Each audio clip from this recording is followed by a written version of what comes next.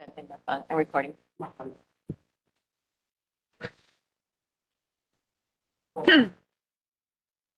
We can bring the mic to you. Alrighty, gang. Ano ang Mikelo Hiakako. Welcome everybody to our Waimanalo Neighborhood Board meeting. Today is Tuesday, July 9th. It is 7 p.m. We're calling the meeting into order. Myself, Chair Kane, I'm going to be chairing tonight's meeting. So thank you folks for joining us. We are in person here at the Waimanalo Public Library in the conference room, and those that would like to join us, we have a WebEx option as well. We're going to run through very quickly with some opening remarks, and we're going to start first with Apule to get us started this evening. So, Auntie Gwen, please, if you can introduce your name and then mahalo. Aloha, my name is Gwendolyn Kailihiva. Let us pray. Father God, we just thank you, Lord. We thank you for the breath of life. We thank you that your Holy Spirit can drop and dwell here amongst us as we make decisions for our Waimanalo community. We thank you that all that steward this community, we all work together for your glory. And we ask that the hedge of protection, Lord, as we see things around us and what's going on, Lord, can you just continue to protect us and keep us safe? And we ask that if any words was said or shared or any way, that we don't take it personally. We just take that as a correction with humbleness. So we thank you, Father, that we can continue to do your work and your will, and a head of protection over our board members here, Lord, and the decision makings that they have to make, Lord. We thank you that there is a board for us, for the Waimanalo community. And we thank you, Father, for all those that are participating tonight, Lord. May you protect them and cover them and keep them safe in their homes, Lord. And take us home here, everyone that present, safely home to our homes, and traveling mercies on the road. And this we ask through your Son, Jesus Christ. Amen. Mahalo, Auntie Gwen. Thank you. All right.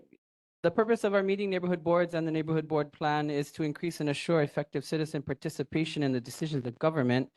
Rules for engagement is very simple. Anyone wishing to speak from online is going to be asked to raise or click the raise hand icon, and when recognized by myself, to address their comments to myself as chair. Remarks should not exceed 3 minutes. Please ensure your microphone is muted unless you are speaking.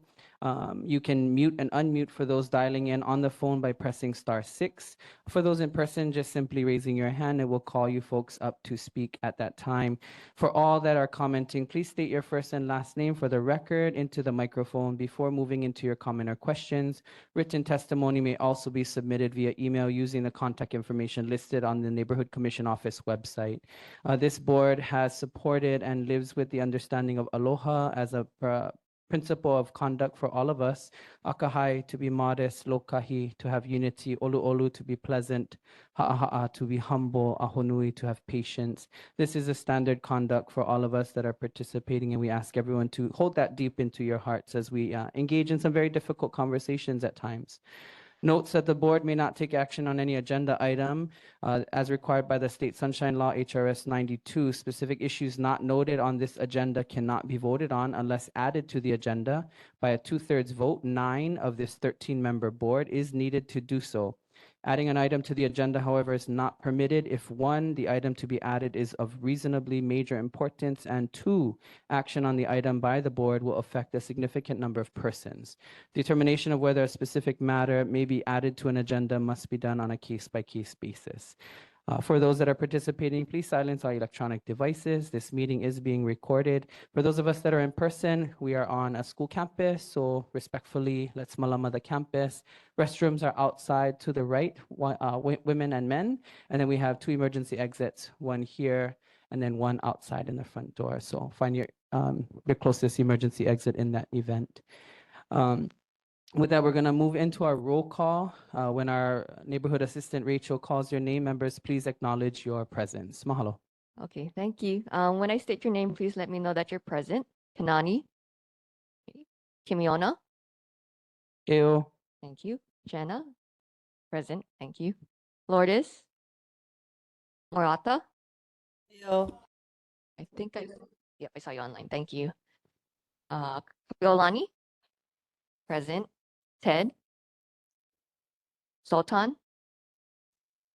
Brenda, Present. thank you. Chastity, and Kuike. Hail.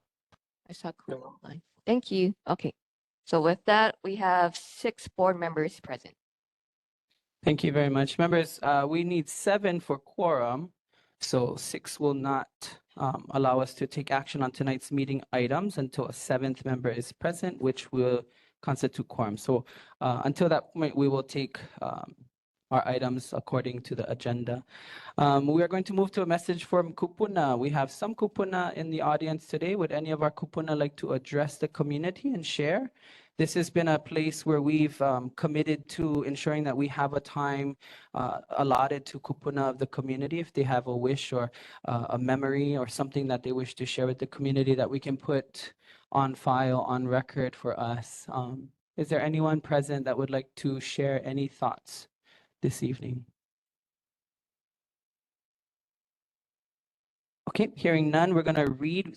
In the event that we don't have someone present, we've been reading from Sites of Oahu, just so that everyone can get familiar with Waimanalo in the way that it was captured by kupuna of the past. And so tonight we're reading from page 244 on Ko'olaupoko Waimanalo. This is speaking about a heiau, Site 381 heiau, Waimanalo side of Olomana on the ridge, on the edge of the Waimanalo cane field facing Ko'olau mountain range. Remains indicate that the heiau was probably 250 feet long and 130 feet wide of 2 terraces. The upper terrace, 75 by 130 feet, is hidden in a heavy growth of lantana. It was 10 feet higher than the lower terrace and was faced with 2 large 2-foot and 3-foot stones. The mountainside was filled with small 2-inch and 3-inch stones for a space of about 20 feet. The remainder of the terrace was paved with dirt. A low line of small stones marked the extent of this terrace on the mountainside. The plantation flume now skirts on the lower edge. Some water-worn pebbles and an amazing amount of old coral are scattered throughout the rocks. North of the site, the hill presents a huge barren face of black rock. The lower terrace, which is now in cane, was probably 170 feet long with a facing of a large stones on the lower end, which is a rather steep slope. The heiau was indicated by E.P. Kaniopio, but the name is not known. This was captured by McAllister, Archaeology of Oahu. So mahalo. We will continue to create spaces for kupuna to share information with us. Olalono Ea of the month is number 1, A'ahu Ili Kau, wearer of the goat hide, an expression of contempt for a person who is so lazy he uses goat hides instead of mats, which require work to make for his bedding. Such a person is recognized by his goaty odor. Again, Olalono Ea of the month. Number 1, A'ahu Ili Kau, wearer of goat hide. Don't be a wearer of goat hide is what that kupuna seems to tell us. With that being said, we'll call forward our emergency providers, starting with the Honolulu Fire Department. Gentlemen, welcome. Thank you.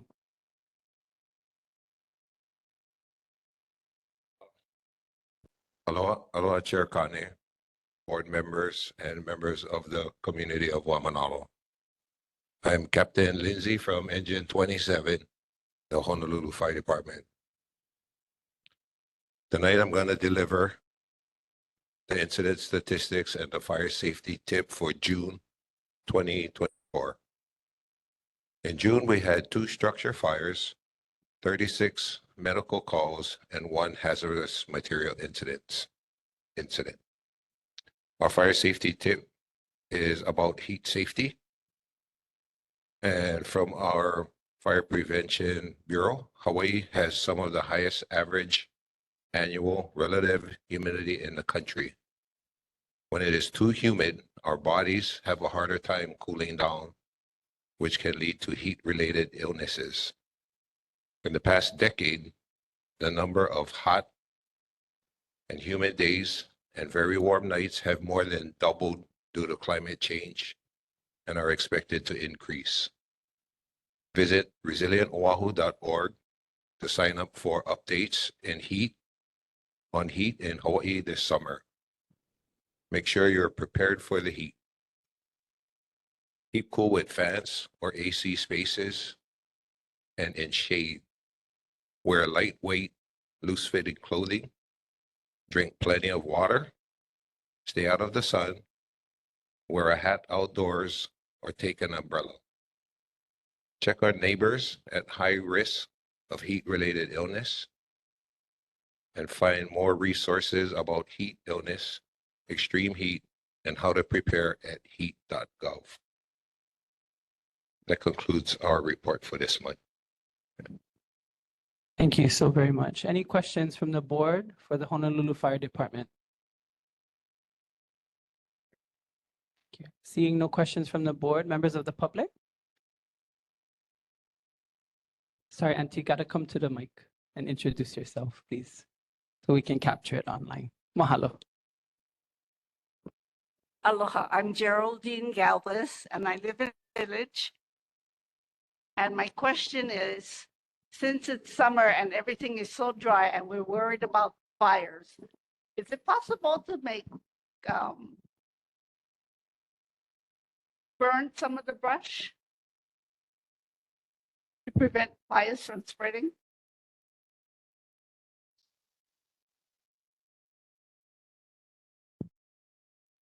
Thank you for that question.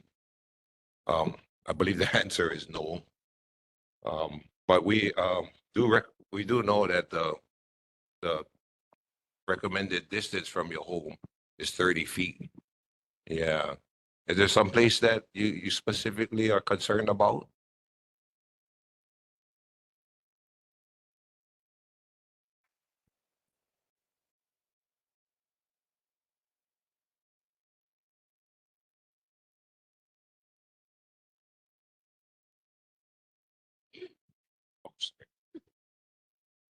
You know, I can.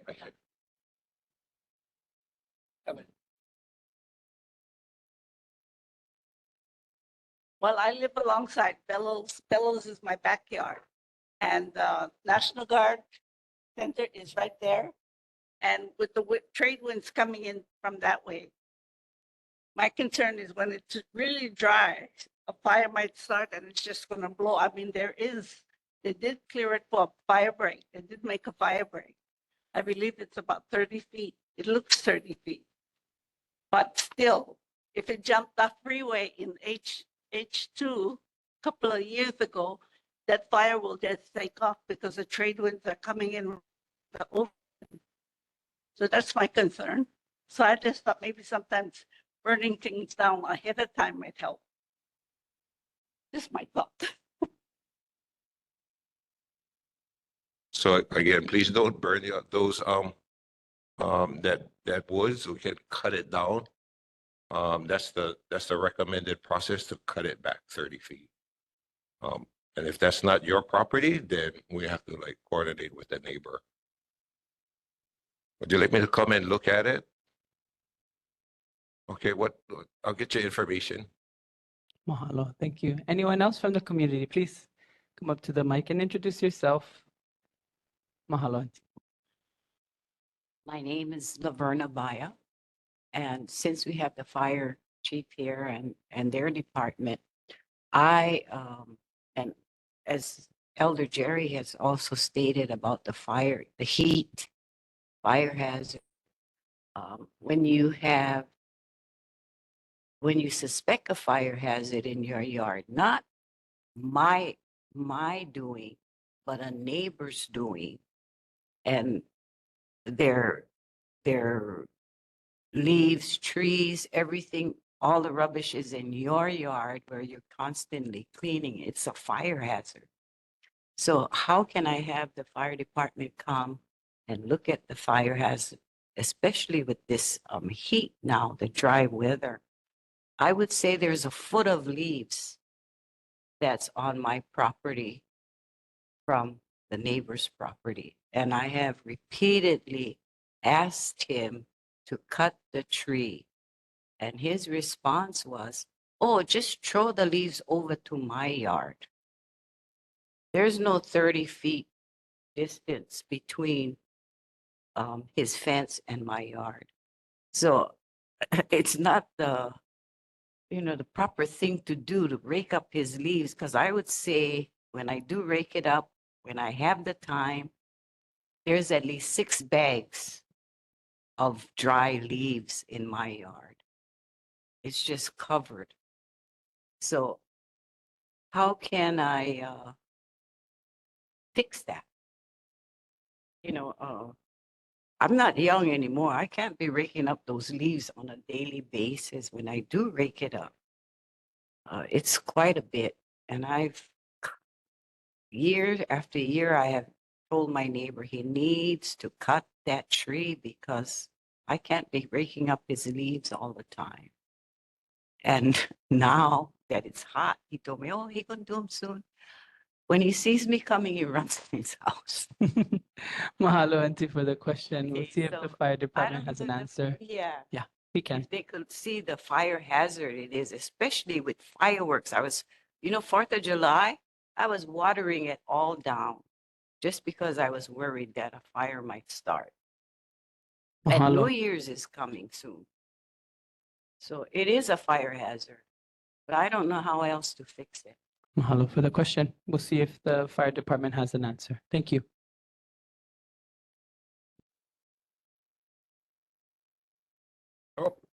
Again, thank you for the question. Our fire prevention program out in the company allows us to do drive-by inspections in the residential districts. Unfortunately, we don't have the authority to go in people's property to look. But we do have that authority in commercial occupancies. So we can make a note again and get your contact information and come and drive by. Maybe we can talk to them. And if that is true that we can find the fire hazard, we can give them a notice and then refer them up to our fire prevention bureau. And they're the ones who can come down and do the enforcement. Mahalo. Thank you. Seeing no other hands, we're gonna move on. Thank you so much, gentlemen, for being here in time. And see if you folks want to connect with HFD, please do so. They can take your information. Perfect. Mahalo, gang. All right, we're gonna move on. Do we have anyone from the police department this evening? HPD?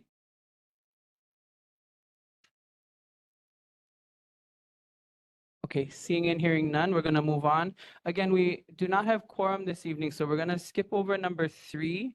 We're gonna continue on to number 4, public agency reports. We have Board of Water Supply to start us off. Is Danny online? Okay, I'm gonna read, she did send us a report. So I'm just gonna read through her report. This was sent last night to us. So this is regarding the collaboration between HECO and Board of Water Supply regarding the upcoming public safety power shutoff. The Board of Water Supply is part of a city effort to deal with the effects of a public safety power shutoff on the west side. Hawaiian Electric is a part of these planning efforts. The planning process for anticipated impacts of the shutoff to the west side has been a collaborative effort by the Department of Emergency Management, the Honolulu Fire Department, and city and nonprofit agency partners. HECO also has had 3 representatives at each planning meeting. Each agency has been asked to provide information about anticipated impacts to their operations in the event of a prolonged power outage in the areas for planning purposes. Additionally, the city has coordinated plan messaging to residents in the event a shutoff alert or implementation. Next question was, is there a plan for the windward side in the event we have a fire? At this time, the priority area for planning as it relates to this program that has been identified is the west side from Nanakuli to Makaha. It has the highest risk factor and is the initial focus of the city and HECO. Response for any major emergency, including a major fire, follows a standard management structure that is designed to be utilized for a variety of emergency conditions. However, the specific plan that is being developed will provide a template that may be adapted for any area on the island that may be subject to a wildfire. Everyone understands that the risks are inherent across the island and not just in one specific area. Will fire hydrants work, tanks, and reservoirs? The Board of Water Supply is working closely to support HFD in incidents and responding to fire incidents. The work to prepare for HECO has improved this collaboration island-wide, and the objective is to keep the water system operational as long as possible.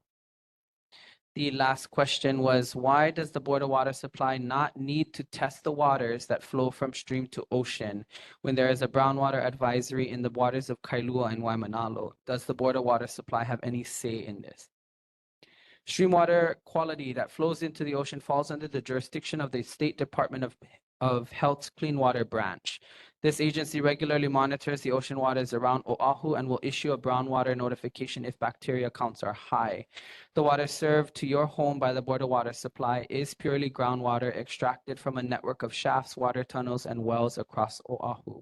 Streams and ocean waters don't impact our drinking water supply and therefore fall outside of the Board of Water Supply's responsibility. And that is the report from the Board of Water Supply. Members, any questions for the Board of Water Supply? Okay, seeing none. Anyone from the public for Board of Water Supply? Okay, seeing none, we're going to press on. Next, we have up our Mayor Rick Blangiardi's representative, Director Laura Thielen. Director, thank you for being here. The time is yours. Thank you, Chair, and good evening, everyone. So there were a lot of questions last month. I'm going to go through them all, and then I can take any follow-up questions or new questions at the end. The first one was about the Waimanalo Pavilion to the Department of Design and Construction. Has the design for the Waimanalo Pavilion been officially approved? And what process is being used to select the contractor?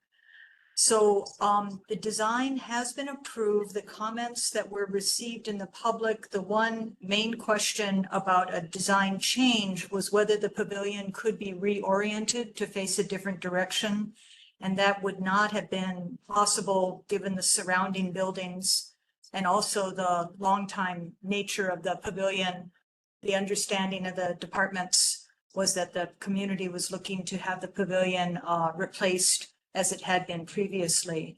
So the contract is put out under the state procurement code for bid, and the low bidder was selected and awarded the contract to T. Lita Contracting Limited on June 28th. And I will follow up and find out, I think when the bidder's selected, they have to go through a process under the state law that a time period where people may contest the bids. I think that has passed. And then they actually have to finalize the contract language itself. And when that's done, they would issue a notice to proceed. So I'll follow up and get that information for a future board meeting. The next question was on trespassing on shoreline and camping grounds. How can the community contribute to preventing additional vehicles from accessing the shoreline and camping grounds like those in Bellows and Waimanalo Beach Park? So from Parks and Recreation, DPR staff have added barriers to areas along the parking lots and campsites and near shorelines. However, places like Waimanalo and Hunananiho Beach Parks are large, long sites, and it's difficult to manage and maintain and prevent vehicles from getting through there. If the community should witness any illegal vehicles on the shoreline and areas where marine life can be harmed, like the closed areas along the Bellows campsites for the Honu, please report it to HPD. In the past, DPR has used concrete piles that were gifted to the city by private contractors or large boulders that were made available to us. If community members have access to that, you know, or our military partners at Bellows, we can help with placing those to prevent more vehicles from entering the shoreline areas. HPD also weighed in with an answer, and HPD stated that on June 20th, a stored property ordinance enforcement operation was conducted at the Waimanalo Beach Park and Pavilion, and that was dealing with some people that were trespassing. With regard to vehicles accessing shorelines and campgrounds at Bellows and Waimanalo Beach Parks, HPD District 4 community policing team will be meeting with the military and Waimanalo Neighborhood Board. I think that took place at the beginning of this month to discuss solutions to resolve the issue. In the meantime, HPD invites the community to call 911 when they observe vehicles on the shoreline or campground so that an officer can address the issue. Question was also raised about camping permit validation. Are there personnel stationed at the camping grounds to verify individuals and vehicles, ensuring they possess a valid camping permit? So I think the question was originally sent to DPP, but DPP routed it back to DPR because they do not enforce camping laws. DPR response was that they do not have personnel stationed at the campgrounds that we manage to check permits and oversee vehicle parking in every instance. However, DPR staff do random checks for valid camping permits and notify the public on proper parking etiquette.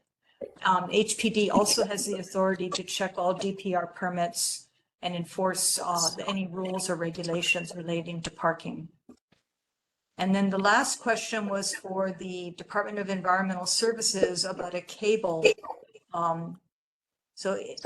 Apparently there was, is it possible for ENV to collaborate with Hawaiian Telcom? Near the end of Mahiku Place within the cul-de-sac, there's a cable that the garbage truck inadvertently dislodges. Although the cable has been replaced, it's at the same height, risking another accidental disconnection, which could lead to further garbage collection disruptions. So the Department of Environmental Services response was they investigated the issue and went out to Mahiku Place, and they determined that it wasn't the refuse truck that dislodged the cable in the cul-de-sac, but the refuse truck driver attempted to service this area in May. He noticed the low-hanging lines and notified his supervisor, who notified Hawaiian Telcom on May 3rd. On some occasions, the area is unable to be serviced for refuse collection because parked cars are blocking access to the carts. The ENV inspector visited the location again June 19th and determined that as long as cars are not parked in the affected area, refuse collection is not affected. The gentleman at Hawaiian Telcom, and we have a phone number here to follow up with him if anybody does want to speak with them, spoke with several homeowners affected and said Hawaiian Telcom needs to install another pole for the lines to be raised, and Hawaiian Tel and Spectrum to provide repair dates. So if they have any other questions, people can call Hawaiian Telcom Nicholas at 808-864-3959. And if there's any questions about garbage collection, refuse, they can call Mr. Chris Gourlay, who's the Department of Environmental Services Collection Administrator, Refuse Division, at 808-768-3407. And I think that's it for the report for the questions received last month, and happy to take any follow-up questions. Director, thank you so very much for the report back. Do you have a monthly report for us this month? Anything additional except for the questions? I'm sorry, I do not. Okay, no problem. I just want to make sure we didn't skip over that. Yeah. Follow for the report. Members, any questions for the city, the office of the mayor? Rachel, can you check online? Sorry. I think I seen Brenda raising her hand. Okay, Brenda. And again, gang, Yes, please I have- introduce yourselves. Introduce yourselves. Thank you. I'm Brenda Wong, and I wanted to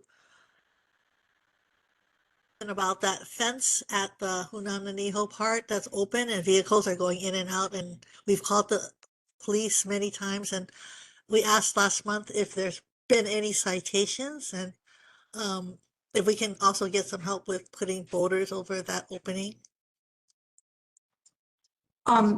Brenda, which fence are you talking about? Is On that the the left cattle parking gated? lot, there was an opening, then boulders were placed there, and I think Kimiona was helping with that. And then there were people that cut the fence a little bit further. So vehicles are still going in and out, trucks, and we've called police many times. I've been part of it. And vehicles come out, but they're not ticketed. And I think that if the police are there watching them come out, if they are ticketed, I think less people would be going in and out, and they're going straight to the shoreline. Yeah, we've had a problem with the cattle gate, and we've been experimenting with vandal-proof lock mechanisms, and the longest we've had, like they're trying to, you know, have things where it goes around the lock and you can only access it from little areas so people can't destroy it. But I think the longest we've been able to prevent vandals from breaking through the cattle gates is 1 month. And each time they've been able to figure out, you know, how to do the locks. The other thing that happens at the cattle gate is when the gate is open, people will drive the vehicles into the bars to prevent the gate from being closed, you know, in the future and locked at night. So it has been a real problem, and we've not been able to resolve it, barring having somebody sit there the entire night. But unfortunately, you know, we don't have the police don't have the resources to dedicate to one location for the entire night, and neither does the park staff. We've been able to reduce problems at gates, but there's just a couple areas where we can't fix it. And unfortunately, Hunananiho and Taupo are two of the areas that we have issues with that are just, we haven't been able to fix. So we'd like to work with the community policing team and the other folks that we can, you know, to maybe, you know, working with the police on that and to see what we can do, but it's been a real problem. We were hoping that the SPO that was performed would have some help, but it tends to be kind of temporary. I was asking more about inside the parking lot on the left side, the fence is cut. Inside the parking lot, the fence that access the beach where trucks are going in, that's beyond the front gate. Inside Okay. the left side of the Hunananiho parking lot. I'm not familiar with that fence. It's the fence that separates, the chain link fence that separates the base from the park. We can share a little bit more information directly with you. Perhaps Major Chen will be able to update, because we did have a walkthrough of the area, and I think we have identified some of the problematic spaces that Brenda might be referring to. So Okay. we can send that information over for sure. Okay, and then Brenda, in we'll those areas, copy that that may information be to where them. the barricades might be more effective, because, Perhaps. but Yeah. yeah, we can work with you on that. It was a request because the cops are watching them come out and nothing's really happening to deter them from going right back in when the cops leave. So that, I mean, the police aren't here tonight, but I just wanted to put it up in the mayor's office. If people are ticketed as they come out and the police are watching, I think less people would be continuing to do that. Yep, point taken, Brenda. We shared that with the community policing team, so Officer Atkins was present to receive that feedback directly. We'll see if they have any report at the next meeting. Thank you. Yep. Anyone else from the board online for the office of the mayor? Okay, seeing none there. No one here in person. Any of our public members for the office of the mayor? All right. Aloha, Director, thank ma'am. you. Aloha. Oh, sorry. Aloha, ma'am. Aloha, everyone. This is Major Chan from Bellows Air Force Station. So we did have a good meeting. So thank you for all those who attended with the police department, Kimiona, Marine Corps, and Army as well. We do have a bunch of boulders that we could provide as well. We are planning to kind of move some out there, but it is a slow process. We have a smaller team. But if you have any ability to help out, we could definitely use that help, because we have tons we can move. And we were talking about, instead of just putting, you know, 1 or 2 boulders, kind of lining them up, we probably need to kind of make it a little bit wider and maybe a little bit higher, so that way people can't move it quite as easily. That would be great, Major. Maybe you can send me a direct note with your contact information in the chat, and then I can reach out to you afterwards. Yes, ma'am, will do. Thank you. Thank you. Thank you, Major.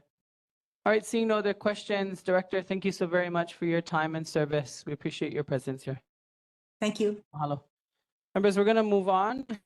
Next, we have our community organizations report, starting with Waimanalo Elementary Intermediate School.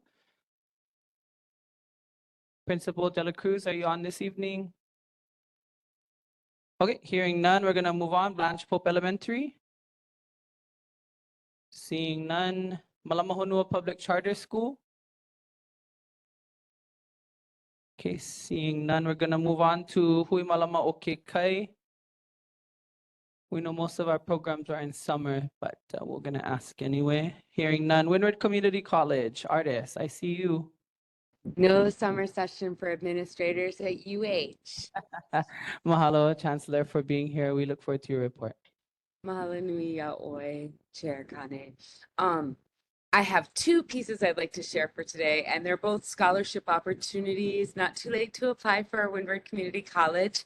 If you're interested in becoming an early childhood educator, our Kumu Ola program offers human development and family studies for supporting positive human growth over our entire lifespan for diverse economic and cultural contexts. Specifically, our courses in our academic subject certificate, 4 courses, add up into for the patch certification for early childhood instructor for preschools and other early childhood experiences.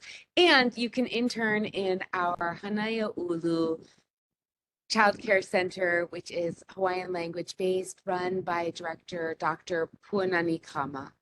So that's one, and I'll put a link in the chat to that. And we have free classes leading to that certification this year.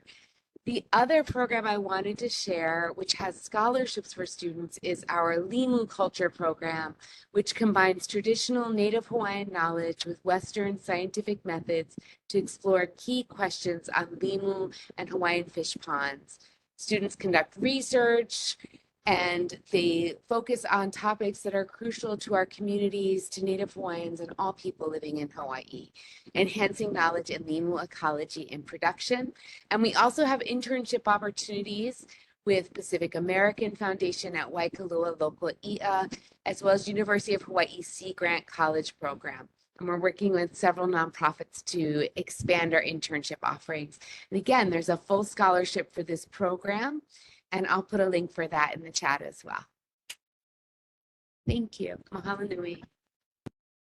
Artis, thank you so very much for the update. Members, any questions for WCC, Windward Community College? Seeing none online, anyone here in person? Seeing none. Anyone from the community for WCC? Hearing none. Chancellor, thank you so very much for the wonderful report. Congratulations on your folks' work. Mahalo for your time. We're going to move on to the University of Hawaii College of Tropical Agriculture and Human Resources, CTAR. Is Auntie Ilima here? Okay, hearing none, we're going to move on. Hawaii Job Corps, Miss Julie. Aloha. Hello, Miss Julie. Thank you so much for your time. The time is yours.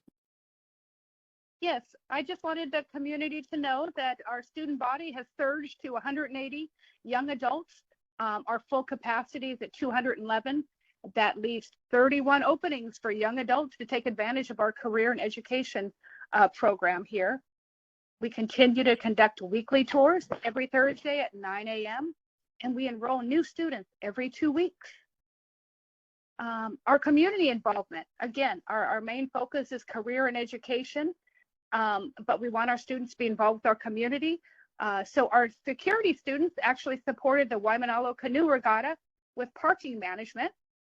And we continue to support the dynamic Compassion in Action, the food distribution program on a monthly basis. Some exciting news is the Job Corps program is celebrating its 60-year anniversary in August. And Hawaii opened its first center 1 year later in 1965. And we've been providing youth with career training program since that time. Today, our main center is right here in beautiful Waimanalo, and we have a satellite site on Maui. So we are going to celebrate the 60th anniversary in conjunction with our graduation ceremony on Thursday, August 8th at 2:30 at our campus. Invitations were sent out via email today for most of our community partners. But if you're interested in attending, please contact me. My email is in the meeting agenda. And then lastly, Job Corps has openings. You know, we're a 24/7 operation, so we always have a need for personnel. We have a large Waimanalo resident staff population. So we currently have openings. I oversee the admissions department. So we have openings for a marketing specialist, an outreach assistant, admissions counselor, But we also are looking for academic instructors, cooks, cook helpers, recreational advisors, residential advisors, and security officers. So again, you can contact me directly if you have any interest in that. Mahalo. Mahalo. And to Julie, thank you so much and congratulations on 60 years. Well done. Members, any questions from online for the Hawaii Job Corps? Hearing none. Any members present in the public? Hearing none. Community? Hearing none. Ms. Julie, thank you for your service, ma'am. Mahalo for being here. Mahalo. Members, we're moving on to community organization service reports. This is our Waimanalo Health Center. The Health Center submitted a report with Jasmine being out this evening, so we send our well wishes to her. Waimanalo Health Center announcements, MedQuest redetermination update. As of June, all pink renewal letters have been sent. If you are a MedQuest member and do not recall receiving a pink letter in the mail, please contact Waimanalo Health Center outreach staff for assistance. We can be reached at any location or at 808-259-7948. Ask for Ma'amaki. We look forward to assisting you. Mahalo. The Waimanalo Farmers Market is held every Wednesday from 2:15 to 5 p.m. at Waimanalo Health Center. SNAP and EBT are welcome. Produce from MA Farms and Rooted Initiative, fresh baked sourdough, local honey, coconuts, goodies from Aloha German Bakery and Auntie Nani's Hawaiian Cookies, jewelry, crafts, food trucks, and more. Interested vendors are welcome. Please contact Jennifer for more information at 808-954-7162. And that is the report from the Waimanalo Health Center. We send our best wishes to Jasmine this evening. Any questions from our members online for the Health Center? Okay, hearing none. Any members present? None. Anyone from the community? Questions for the Waimanalo Health Center? Hearing none, we're going to press on. Hawaiian Homestead Association, Kenneth Ho? Hearing none. Military reports, we have Bellows Air Force Station, Major Dalen Chen. Major, the time is yours, sir. Aloha, this is Major Dalen Chen again. So I was going to bring up the boulders and the site visit we had with HPD, but we talked about that earlier. I know there was a question from the last neighborhood board in regards to parcel 6 and 7. We've been working with our public affairs and hopefully we can schedule time with you, Chair, Waimanalo Chair, to program it into the August meeting if all possible. Pending any questions, that's all I have for tonight. Thank you, Major, for that update. Anyone from the board online? Hearing none. Anyone in person? Hearing none. Anyone from our community for Bellows Air Force Station? Okay. Major, I do have a question for you. Yes, sir. How's the noise going on over there at Bellows from RIMPAC training? So I do see some aircraft flying in the area, and it's been lately. Looks like it started yesterday. Yeah. Okay. If you're asking if it's really loud for me, I don't believe so. I'm kind of used to it, but I know for the community it might have some concerns, I guess. Sure. Thank you. We appreciate your time and your service. Thank you so much for being here, Major. Thank you, sir. We're moving on. Marine Corps Base, Hawaii. We have this evening Miss Christy Kaluhiva. Miss Christy, thank you for joining us. The time is yours, ma'am. Hi, good evening, Chair. Christy Kaluhiva, Marine Corps Base, Hawaii. A couple of updates. So adding into our July 1st meeting that we had, we have our boots on the ground, Dave Lindsay, who was also present, and he's continually in MCTAB. He has really good communication with both the National Guard and HPD and Major Chen as well. And they're always in communication with all of the situations that are going on over there.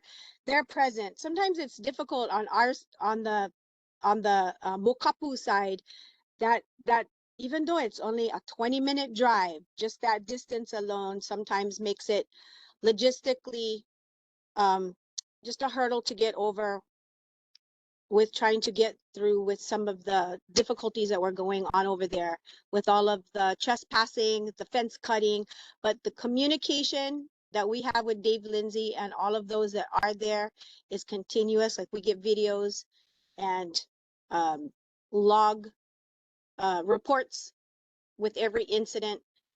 And I'm hopeful that we'll have continue meetings like we did. We all have to come to the table and continuously have those conversations. So I was thankful for that. Major Chen really rallied everybody together, getting everybody there. So I'm hopeful that we'll have more of those and come up with some solutions. So Waimanalo is going to have some amphibious training on the beach with RIMPAC. And for your question on the air traffic, well, there is going to be quite a bit of air traffic.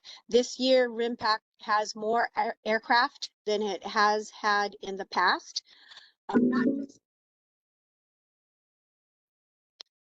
Sorry, I'm having to do this from my phone. My apologies. So not just our side, yeah, but the west side is also having an increase in air traffic, and we're also getting reports from Eva Beach that all increased air traffic. And of course, that's the Navy side with all, and the Air Force side on the west side. But yes, we're definitely going to have a lot more air traffic. And in fact, since I'm at home doing this, I wouldn't be surprised if at some point in time we didn't hear it flying over and you won't be able to hear me. So we're definitely feeling it. Environmental department has given us an update that they continue to monitor the beach area for turtle nesting. And of course, that with the amphibious training that is expected, they're increasing their observations. That way they can make any adjustments to any of the training that will be coming up. 14 July is the Kaupico Regatta with Okra, and we're going to be hosting that on the base. So we're anticipating about 3,000 people in attendance for that. It's an open base, so Waimanalo has their canoe club coming, and if you folks want to come out to cheer everybody on, it is beautiful. It is considered one of the most even courses. So everybody will tell you that. I've raced there and I was the most even course. So if you folks want to come out, it is an open base and everybody is able to come and observe. We're going to start the day. The first race of the day will be for the military, and we've really gotten a lot of interest from our partner that are on base for RIMPAC. So the first race we anticipate with having the Tongans, I think the Taiwanese, the Koreans, all jumping in a canoe to participate. So that should be at about the first race, so about 8 o'clock. And that's all I have. I'm ready for any questions. Christy, mahalo nui. Members online, any questions for Marine Corps Base Hawaii? Okay, seeing none. Members in person? Anyone in the public? When is the race? There's a question from the public. When is the race again? Can you reiterate, Christy? It's this Sunday, 14 July. Mahalo. So hearing no other questions, Christy, I do have some questions, and it's specifically regarding RIMPAC. Clearly, the community has had incredible feedback over the years about the challenges that we have faced with with military training. At some point, would the military consider, on the community's behalf, doing and testing and taking some data. For example, I can imagine value in having some type of sound data recorders, something to help test, what is taking place during these really high training moments where we can start tracking a baseline of impact to community. Because as of right now, there's nothing, and that's not okay, right? It's something that the community has to live with, but we didn't choose to do so. And so how do we start working with the military to start thinking about how their impacts are going to really impact our community if there's no data that shows them that they're having negative impact, especially on those that live right at the base edge. So, listening devices, something that can be put in just to track that kind of sound would be a wonderful first step.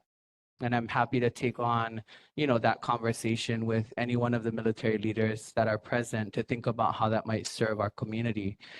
As you can imagine, the traffic alone is going to increase with people coming in and out of community. The impacts are definitely noticeable when you have so many winged aircraft flying through the community. And then obviously it's not okay, in my opinion, when we start to see large warships off our coastline. Yeah, and so that's not our use. And so how do we start to work towards addressing those concerns from the community? Not needing to be answered tonight, but I do want to put it on the record that we do want to start making some decisions there and pressing the military to be more proactive in collecting data that may or may not serve them. And to be a good neighbor, you have to be willing to do that. So take that with a grain of salt tonight, but I hope we can open up a conversation with our military leaders because it's a lot. I agree. I can't speak to some of the noise data that currently has been collected. So there is a data collection that does occur and has been occurring. The short term for it is RQs, and it is designed specifically to monitor and get data for noise. I know within the last 6 months, they have been out at Pualoa, and I had asked recently if there was plans to do Waimanalo, and they said yes. What I can do is check what those dates are that data collection is going to occur. That would be great. And if there's anything that you need from me, please do not hesitate to let me know. We look forward to trying to problem solve some of these things. Thank you. I will. Mahalo, Christy. Yeah. Seeing no other hands, we appreciate your time and service, ma'am. Thank you for being here this evening. Mahalo. Mahalo. Do we have anyone here from the Hawaii Army National Guard? Okay, seeing none, we're going to move on to resident and community concerns and announcements and public reports. We have Ms. Blanche McMillan with Hui Mahiai Aina. And then do we have Rise online? No, okay. Following Auntie Blanche, we're going to have HDOT. Brian, you can talk, share your report after Auntie Blanche. So Auntie Blanche. Mahalo, Kimiona, and all the board members. Mahalo for letting me come tonight. My name is Blanche McMillan. I am the CEO and the founder of Hui Mahiai Aina for the homeless shelter, houseless, seniors, and sickly, and mostly the poor. I'm so happy to be here to be sharing about Hui Mahiai Aina. Today we have 75 people. We have 26 children. We have 15 seniors. The oldest is 91 years old. And we have, actually today, we have two of our sickly patient that passed away who had cancer, stage 4 cancer. But I'm so proud to be there to be helping them. We got 2 more stage 4 cancer with us today, and we're still helping them to survive and pray for them. But today I thank the Lord because I'm standing here in front of all you folks today to let you folks know that we have 50 homes and we have all the people there. But the most important is I want to keep on taking care of people. And I want to add on to 100 more that will be coming soon. So actually, if you go down to Waimanalo Beach Park, you have some of them there because our place is considered as free drug, no drug in the premises because we have children. We protect the children and the kupunas. And most of the time we've been having a lot of kupunas coming from all over the island they've been calling. And you know, one thing with me, I do not say no. There's no such thing in my life. In my growing up time, the answer is no. I always say yes. And so today we keep on bringing in the kupunas. Even if we don't have room, we take the younger ones out from the house, we put them in a tent, and we put the kupunas in the housing. This is how we do. But in my homeless shelter, it's way different from other homeless shelters, the Kauhalis and other one. My one is run like the old Hawaiian style. Everyone works together, everybody helps one another, and everybody loves each other as one big ohana. Well, today, what we do, what I do is when our people when they first come and register, we make sure that everything is fine with them. We have rules and regulations that they'll abide by it. And we teach them how to work in the garden. We have a big garden, and I'm thank God for all the lovely things that we can eat from the garden. And other things that about our homeless shelter that we have at Waimanalo Beach Park, I have a couple of them that came to me and I took them in, yes, because they were kicked out from Waimanalo Beach Park. I don't know why, but then when I went there, I found out they were doing something. You guys all know that. Why should I say it? It's doing bad things. And then they're charging people at Waimanalo Beach Park. And Kim, please check on that for me. And so I don't even want to bring up the category about the but what I want to do is to find a solution for our Waimanalo Beach Park. I call that Sherwood Forest still yet, and other area where they have homeless, but most of them are mostly with drugs. But I can't accept them. But I would like to help them. They know that, and I always tell them my place is always open when you decide to give up your drugs. And so, and when you come to my place, you will see the gate. There's a gate that shuts at 9 o'clock at night, and our curfew hour is at 10:30. And then not only thing that I do here in Waimanalo, I do it for all the people in the Hawaiian Islands.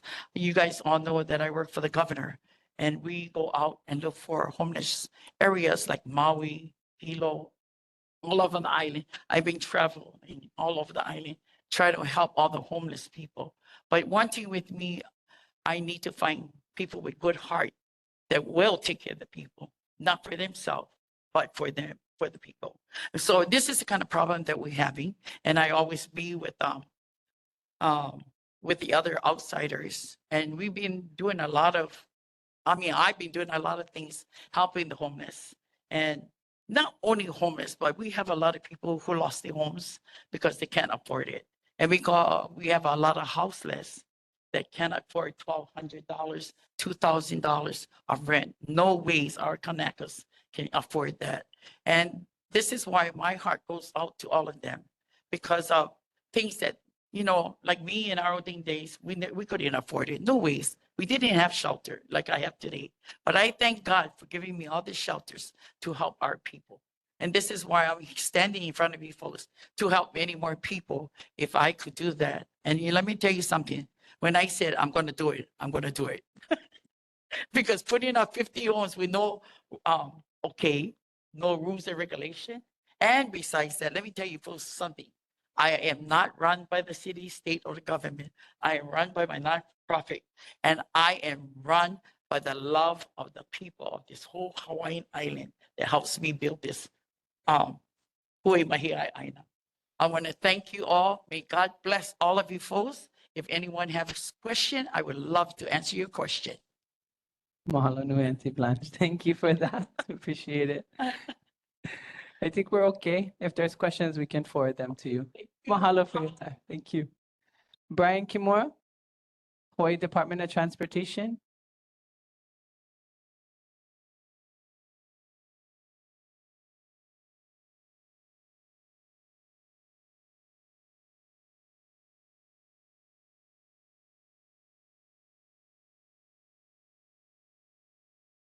Okay. Can There you hear you me? are. Brian, yeah, we can hear you. Mahalo for joining us this evening, sir. Okay, aloha. Some updates. I'd like to update on some community concerns. First is the from the area coming out of Waimanalo, headed Kailua, had concerns of vehicles encroaching on the right shoulder, which causes some safety hazards for drivers as well as bicycle and pedestrians using that shoulder. So we're looking at installing some delineators on that shoulder, 20 feet apart, to reduce vehicles from using that shoulder and overtaking vehicles and possibly endangering pets and bicyclists along that shoulder. Second concern we have is that we have gotten some speed hump requests from the community. And so we are doing assessments, and we have completed some assessments. And one of them is in the area at the beginning of Waimanalo, coming from Kailua bound, that we are looking to put one speed table on the straightaway between Olomana Golf Course and the start of the residential area. So we also are looking to still evaluate another request near the Town and Country Stables, and another one that we got near Saddle City Road. We also got a request on the opposite side of Waimanalo, coming in from Maikai Pier. And so we're looking at putting a speed table just before the start of the residential area on that side. So we found that a lot of people are speeding down from Makapu, going into this residential area before Kainoa Beach Park. The third issue I know that you guys had was last meeting, there was some discussion on someone wanting to relocate the merge coming into Waimanalo from Kailua, to relocate it from before Old Kalani Aleole Highway to after Kalani Aleole Highway, as it was before. And so I did some research on this, and what has occurred was in 2009, we implemented a safety improvement project in the area, which installed the median barrier, as well as it relocated the merge after Old Kalaniole Highway to before the Kalaniole Highway. And part of the reason the relocation of the merge took place was to reduce the multiple threat at that intersection, to reduce, a lot of cars, 2 lanes coming into the intersection now would be only 1 straight 2 lane. And second, the relocated merge is now in an uphill location versus a downhill location, which helps with the speeds. When people are merging on downhill, people tend to go faster, especially when there's not much traffic. So also check the crash history of this. So it occurred in 2009, the relocation. So from 2003 to 2009, there were basically 13 crashes over that time, which was averaging just under 2 crashes per year.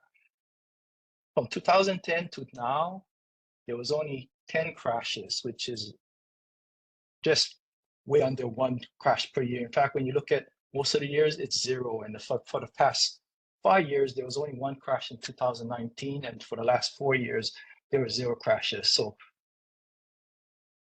we're not recommending to put it back to the original configuration. I think the safety concern that was addressed back then is showing up in the crash data. So putting it back, I think you just put a queue jumping lane in there and more speeding, trying to get ahead of the queues. And lastly, I have an update on a project that we are continuing the resurfacing of Kalalaniole Highway from Makai Pier to Hanama Bay. And so right now we're looking at advertising for bids in September, October of this year. Anticipating, if everything goes well, starting construction sometime in February next year. And it's probably about a 2-year project. And the project will include resurfacing, reconstruction of the existing pavement, upgrading all the guardrails, and widening the shoulder wherever it is possible to widen. And that's all I have on updates. And I'm open to field any feedback or questions. Brian, thank you so much for the updates and for making time this evening. Members online, any questions for the Department of Transportation? Hearing none. Members present? Please. Aloha, Brian. My name is Kapiolani. I had a concern that was brought to my attention about speeding. I don't know if this would have to do with the Department of Transportation, but it's off of, I think it's Hihimanu, and where Hihimanu and Polima split on that's like a Y. And it's coming from the neighbors. I don't think it's Hihimanu, sorry, Polima and Hihimanu. It's coming from some residents that live in Polima Place, trying to come out or even making a left turn because it's a blind turn. So they have a very difficult time coming out, especially when people are coming from that back road. We call it back roads. And these big trucks are coming, cars, they speed. So I think it's more of a speeding issue. Because before there used to be a mirror that we could see coming out of that Polima Place. But now there's nothing in the, we can't see the cars coming around the turn. So, and it was a concern because I have family that live in there. And many times, my parents have tried to make a left turn out of that Polima Place, and it's scary, making that left turn and having this big semi truck, coming around that turn, or even a car. So would there be maybe something that can be done, maybe even a speed table? Thank you, Cappy. So Brian, I know we've taken this to the council member's office already. It might be beneficial, I think, to focus maybe on a follow-up with the council member's office. I'm not sure if she's here this evening because of our schedule, but the community did raise that concern on that, and I think they identified it as a county road. So that necessarily, to your point, Cappy, it doesn't necessarily fall under the state, but is that something, Brian, that you could put a question or an inquiry in with the council member's office for an update? I can inquire with the county people whether they conducted an assessment. We have been working with the county and Hawaiian Homelands, and if they assess it as being something necessary, like justified to put a speed table, we have been assisting those agencies in helping to implement. So I can inquire to see if they have done any assessments here. They are pretty backlogged, I know. Yeah, I can appreciate that they're backlogged, but that doesn't make it right for any community. So they need to do better. That's just how it works. And I think we'll also follow up as well. Brian, I'll connect us together with a conversation. We can look into that. Okay. Thank you. Thanks, Cappy. Brian, I did wanted to highlight, the concern about the merge lane, just to be specific, was from a gentleman that lives on Old Kalaniana Ole Road. And his concern wasn't necessarily that the merge lanes were going to fix any of the incoming traffic to Waimanalo, but it was his concern of speeding on Old Kalaniana Ole Road. So do you know if he raised that concern on the speeding on the back windy road to the Kailua Neighborhood Board, who has more of the oversight for that particular community? I'm not sure if he raised it to the Kailua Neighborhood Board, but I know he raised it to the city. Okay. Okay, that's good. Yeah, because I agree. I think, the improvements have served Waimanalo. Nobody wants to sit in the dual lane traffic. Nobody ever does. But that's not the point. I think the safety protocols that were put in back in 2009 were to really help safeguard people that are moving through Waimanalo. And so that's important. And I appreciate your follow-up and the data that you provided this evening for the community. If you have a report, I think you sent me a report, correct? Correct. I'm going to forward it to that gentleman so that he and his team can take a look at it, and then I'll forward it to the chair of the Kailua Neighborhood Board and see if they want to take on any positionality on some improvements for speeding on the old road. Okay, thank you. Brian, thank you so much for your service. We appreciate your time. Mahalo. Mahalo. Do we have anyone else with public reports or community concerns this evening? Anyone online? Yes, Chair, please. Just a moment. Yep, go ahead, introduce yourself and go ahead with your comments. Mahalo. Yes, I'm Sean Wilcox. Aloha na pua Waimanalo. Chair, I just want to inform the community that when the Malama Ohana Working Group came to our community seeking community input regarding bettering the child welfare services and its, I guess, its ways of implementing their ways. But anyways, at that meeting, I called out the state since they haven't truly sat down with us to Ho'oponopono after particularly Isabella Kalua or Ariel Sellers.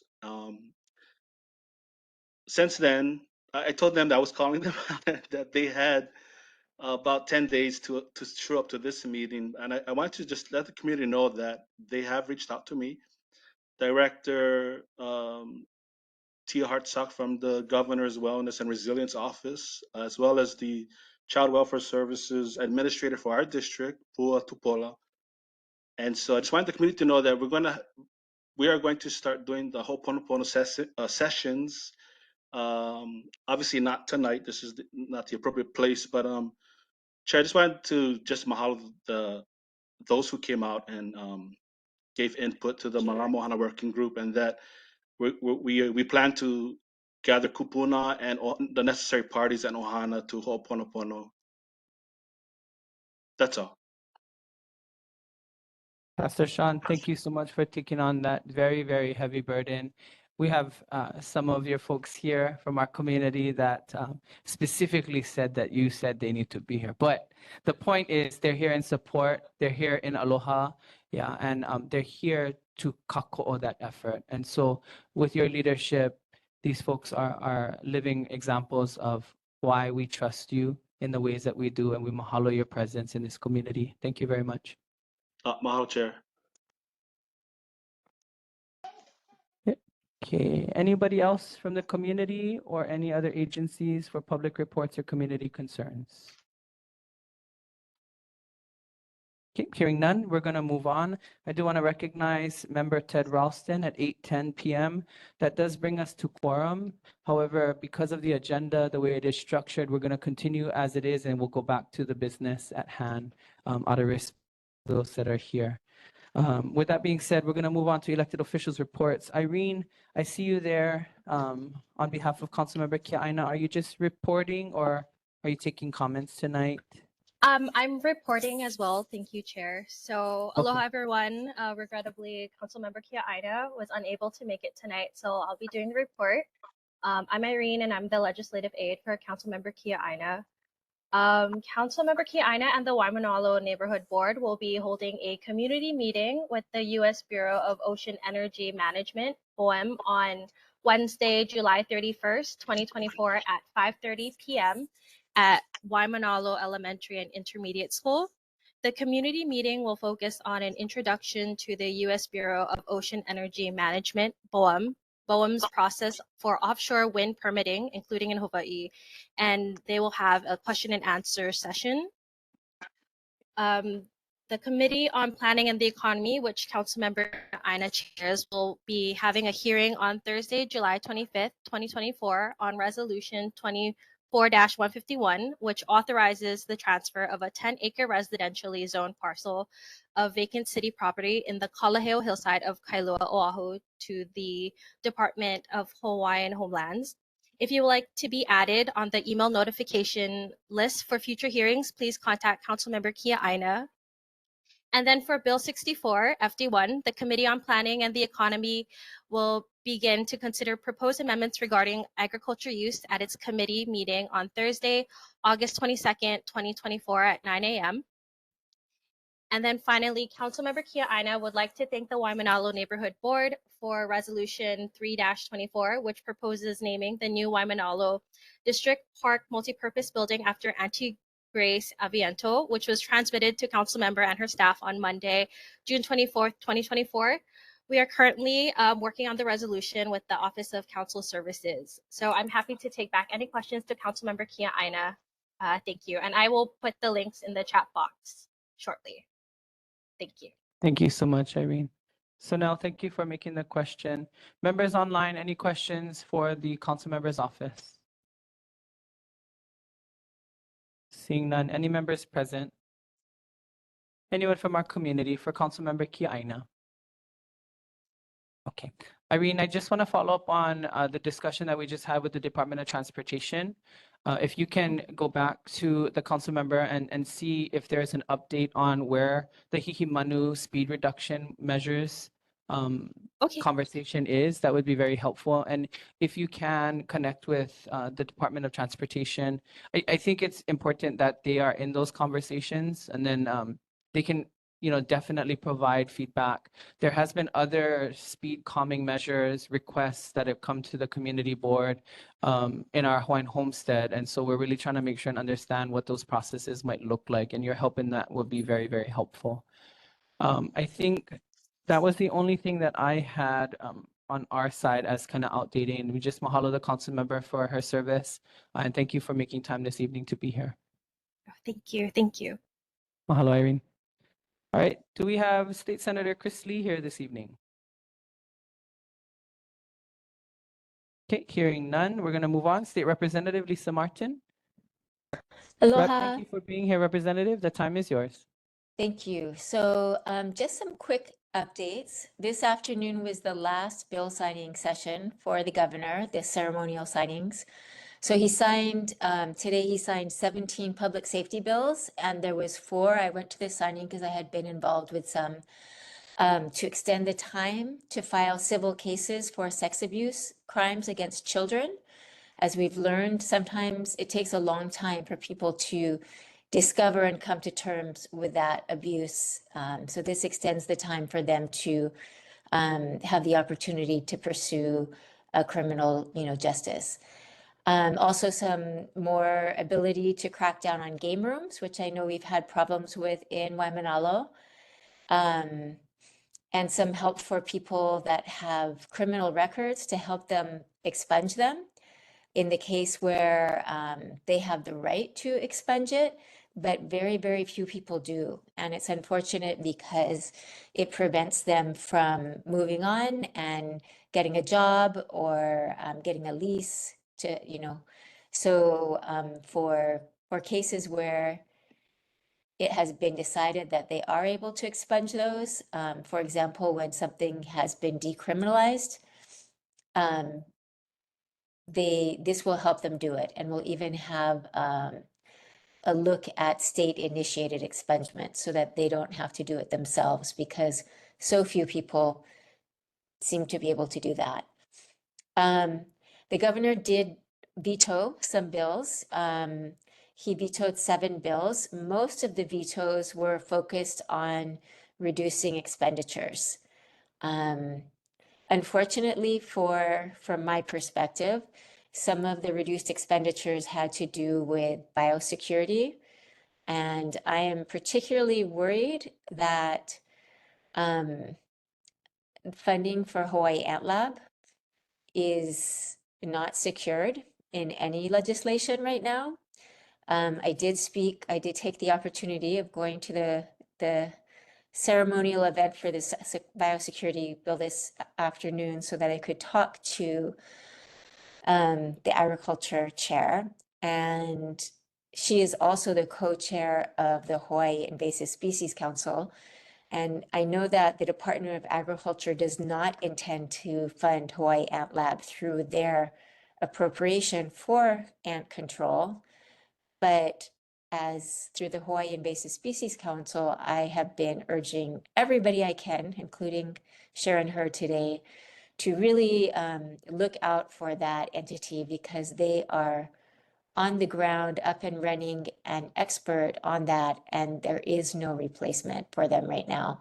So hopefully that will work out. That is one thing I'm concerned about. Besides that, I have I'm not sure that I will be there next year, but I kind of have to work on the assumption that I will be around to be Human Services Chair next year. So I've been working to get ready for that. And one of the things, and I want to thank Sean Wilcox for his role with the Malamo Hana Working Group in Waimanalo. You know, that came out of a bill, an effort that I had done to try to improve child welfare services after what had happened to Ariel. And I did go to the first meeting, which was in Waianae, but I could not make the one in Waimanalo because I was in Washington, D.C. on a conference. But I do know that the input on all, they've had many meetings, has been really helpful. And I hope that from it will come, you know, possibly some legislation for next session that will allow us to improve the services or to fund improved services if it doesn't require a change in law. So, so that is part of it. I have been spending a lot of time at Child Welfare Service, shadowing, trying to understand better some of the challenges they're facing to see how I can support them in doing a better job. And that has been really interesting. And I do have another date set to do some more shadowing in 2 weeks. I also, yesterday, I went and I visited our new crisis center in Ivalai, which is state funded. And that is something that's a little bit different than what we've had before. And what's exciting about that, now that the governor has signed the bill, is that when police officers pick someone up for an MH1 call, mental health 1, in the past, they only had the option of either taking them to jail or taking them to the hospital, either Queens or Castle, for a psychiatric evaluation. And now there will be a third option, and they're going to start only with, to keep the volume manageable, they'll start with certain districts in Honolulu first, but hopefully it will extend to the whole island eventually. And that will be a third option where the police can take them to the crisis center where they have a much better setup with professionals that may be more experienced and focused on dealing with their exact needs and problems and trying to get them into treatment. And when they are taken there in that situation, it can be involuntary, just as it is involuntary to go to jail or involuntary to go into the hospital. It would be the same thing, but perhaps an environment that is much more welcoming than either the hospital or jail, and much more conducive to getting people into treatment. So anyways, these are some of the things that I have been focused on, just trying to get ready for next session and to make sure that we have, you know, legislation lined up to try to do the best job we can. And with that, I'm open to any questions.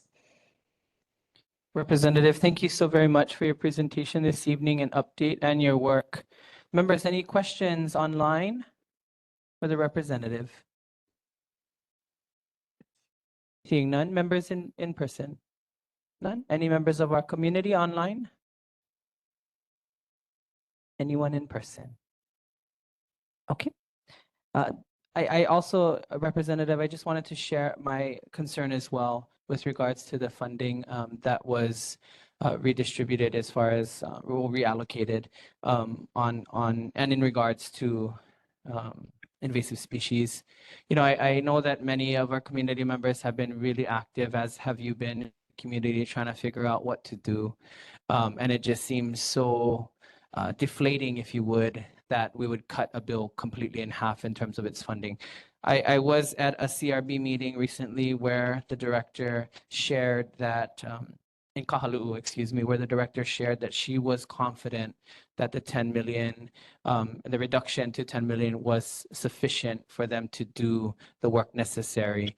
And I will share that it was met with some resistance, that there was some doubt from community members that were there who were not okay with the department's stance that they would be okay with 10 million. And so I also share your concern about Hawaii Ant Lab.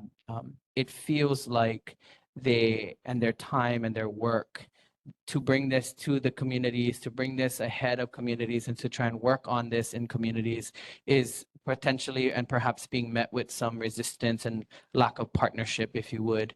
And I know it's been called out before, but I am deeply concerned that we will have a future where the Hawaii Ant Lab may not exist. And so my question for you this evening with regards to that is, what alternatives would you recommend we start to advocate for, if any, in regards to how the Hawaii Ant Lab might be facilitated in the future, if you have any recommendations? I have pushed to the point of being annoying to, you know, the powers that be in the building where I work, to try to save their funding. I do think that it is somewhat purposeful to defund them. But I have been trying to appeal, if nothing else, as in the short term, they are the ones who are able to do this work right now. And so I think right now my strategy is to focus on Hawaii Invasive Species Council as a source of funding for them, as opposed to an alternative to them at this time. I don't think we are at that stage yet. I think it's, you know, I had hoped that the line item funding for little fire ants in the bill would go to Hawaii Ant Lab, but it seems that is not going to happen. So now I'm hoping, and I did discuss scraping together funding from the budget, the various island budgets like MISC and OISC and everybody chipping in together to help fund them. But yeah, it is disheartening and it does seem very political and it's very disappointing. And so you have a lot of insight to that. And I think your concerns are well placed. Understood. It looks like we need to be irritating and annoying too in that building. So we'll be there. In addition to that, would you be able to follow up with OISC and see if we have any update on coqui frogs? The system that they had been working on clearly has had some challenges, and you know, I don't know if there, you know, there's certainly been some talk online on Instagram, especially, that coqui frogs are now up in Kuli'o'o Valley. And so there have been documentation and videos that have been posted online from Kuli'o'o at the top of the ridge, and they are loud. And so, you know, I don't want to assume that these frogs have crossed up the Mauka areas and are now on that side of the island, but it is problematic. And I think we need to bring attention to it before it explodes even further. But if you could put some pressure on OS to see, we would love to make time for them to present to the community as well. If there's anything that we can do, to let me know. Okay. Yeah, that is very disheartening because their biggest problem in Waimanalo has been the altitude, right? Getting pressure up there. And the top of Kuli'o'o Ridge is a whole different, worse level of altitude. So that is actually terrible news. And my last update from them was they were having a lot of trouble getting funding released, funding that they had from REPI, from the military. And they were trying to get it, you know, processed through UH. And there was a lot of, as usual, it is a long process. And so they were having trouble getting it released. And they were feeling that the engineering task to, just for the Waimanalo side, to get the right maintained pressure going up was going to be much more complicated than they had originally thought, and was going to need a different level of expertise than what they had. So they are probably going to need to contract out for that. Yeah, so I thank you for Understood. that. I did not know about Kuli'o'o. I will make sure that OISC knows that as well, though they may already, but I didn't. Mahalo. Thank you so much, Representative, for being here Thank this you. evening. Mahalo for your service. Members, we're going to move on to Governor Josh Green's update. The presenter is not available this evening, so I'll just read real quickly through his report. Governor Green's monthly newsletter is available for those that would like to use and see it. There is a link for subscription. It is called Kialaho, A New Path Forward. And there is several links to the information that we can post online for you folks. But it is available to the public and you can subscribe if you wish to. Number 2, grants awarded for community-based programs to fight coconut rhinoceros beetles, CRB, and green waste management. There have been a total of 7 awards for CRB control and management in Oahu communities, three awarded for CRB green waste management in communities. There are several links to the article as well as project summaries. I'm happy to share that Waimanalo does have a focus group that is and has been awarded on management and control. And so we look forward to engaging with them and seeing what kind of learning we might be able to pull forward for our Ko'olapoko region.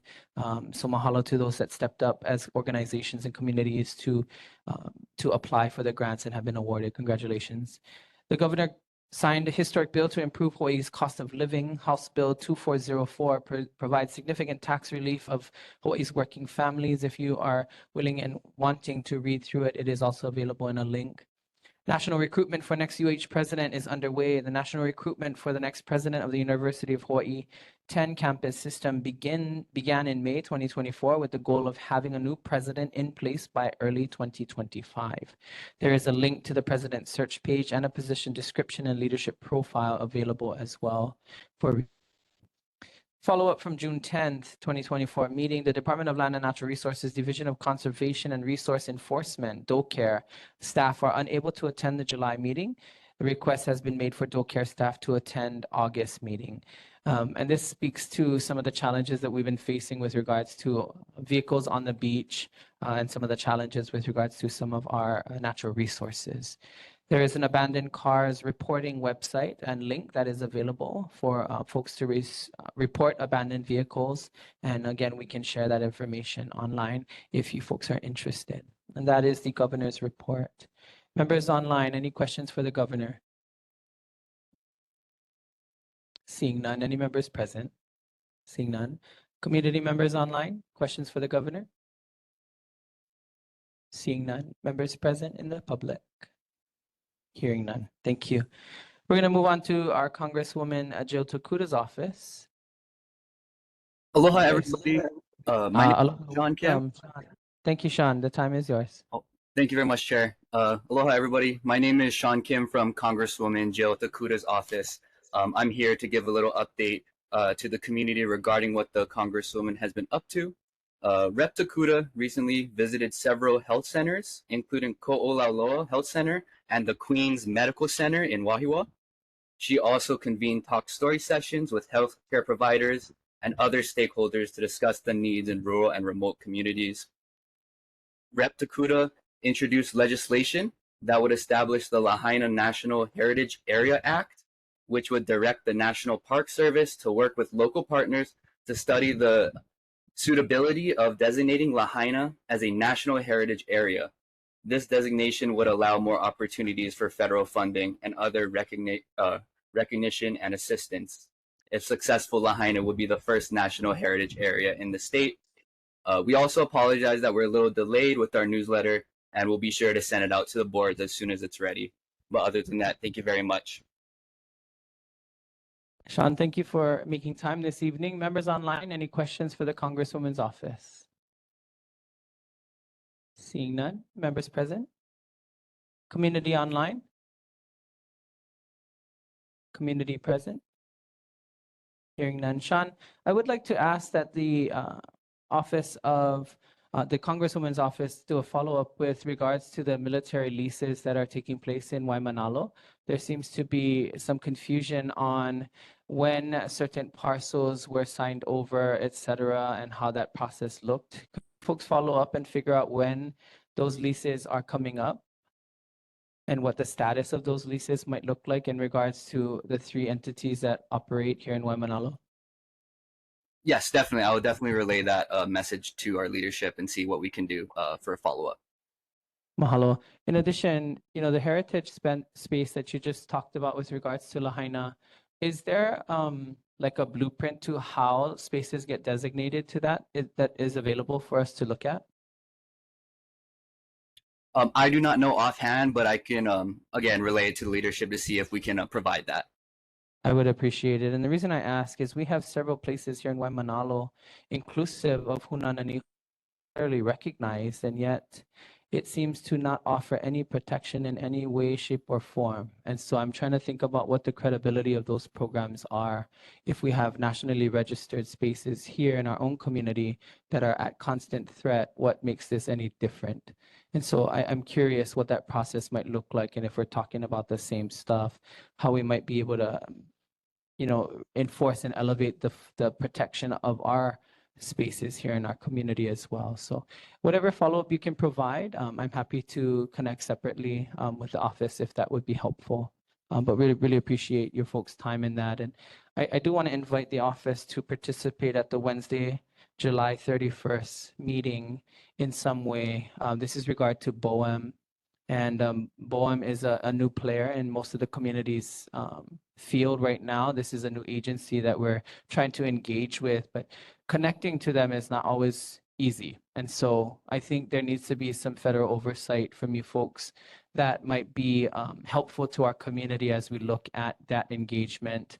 So if you folks are available to have a representative present to listen in on the discussions on Wednesday, July 31st at 5:30, it'll be an in-person meeting here in Waimanalo. And I'm not sure, Irene, correct me if I'm wrong, I'm not sure if we're going to have an online option, but do you know, Irene?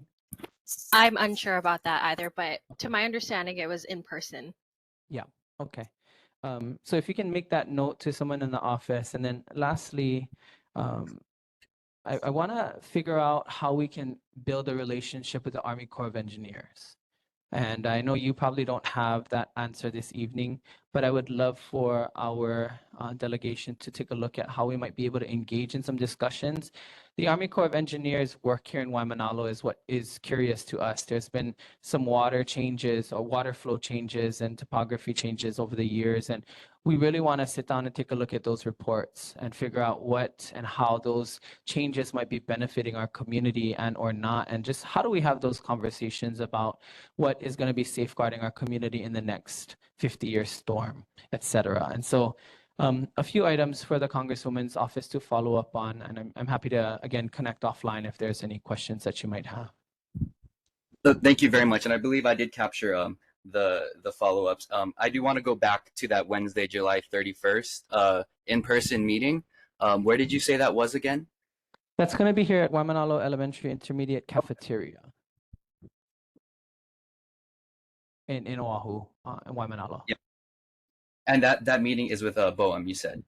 That is with BOEM, yes. And this is, in light of some of the new changes or some of the recently opened opportunities that are available now with regards to wind energy. And BOEM has been identified as one of those lead agencies. And so we want to make sure that the community knows who BOEM is and what they are all about. And so we've, fortunately, through the Councilwoman relationships, have been able to bring them forward to the community to share a little bit about who they are and what they do. And so we think it's valuable that the representative also be present, or someone from your office be present, to hear those conversations and see how they may or may not serve this community. Understood. Thank you very much. Thank you, Sean. We appreciate your time. Mahalo for being here. All right, gang, with that being said, that concludes our elected officials reports. We mahalo everybody for that. Again, we recognize now 7 members present, which brings us to quorum. I'm just going to check in with you, Jenna. Are you going to transition? Okay. Okay, you can say, okay. So at this time, I want to take us back to the beginning of the agenda, and that's because we need to move through election of officers and confirmation of board details. And we do this every July, and so we want to make sure that we have the time to do so. Right now, we are electing officers for confirmation of board details. For those that are present, it's going to get kind of boring for the next 25 minutes. So sorry, if you guys want to dip out, feel free to at this time, but it's going to be a bunch of boring stuff. I don't want you guys to have to listen, but the main agenda has already concluded. And so if there's other things that you folks might need from us, please feel free to reach out at any time. Mahalo nui for your time here. Same for those online. It's going to be a lot of housekeeping stuff. So It's your choice. Election of officers and confirmation of board details. This is election of officers to serve from July 2024 through June 2025. The officers to be elected are the chair, vice chair, and a secretary. That's the current model that we have. And so at this time, with 7 members present, we are looking to elect or nominate the position of chair. Are there any nominations?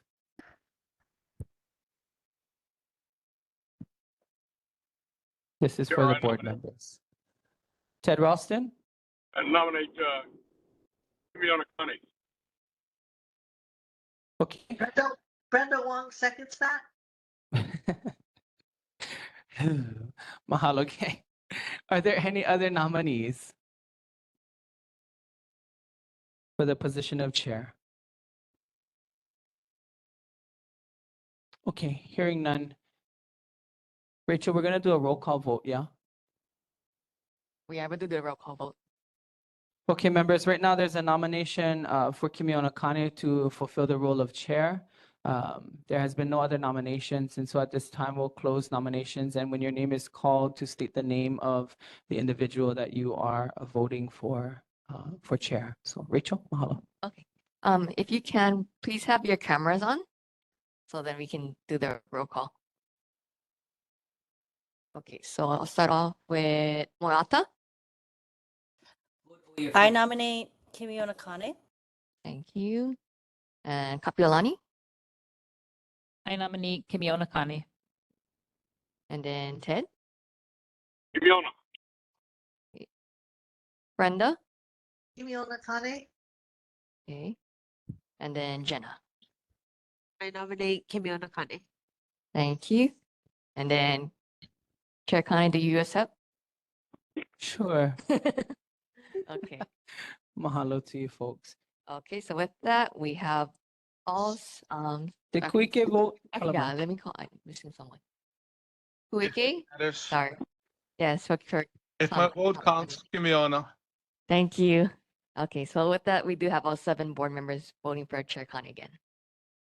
Okay, mahalo nui to all of you folks. Thank you for your support. At this time, we're nominating, looking for nominations for the vice chair position. Members, are there any nominations?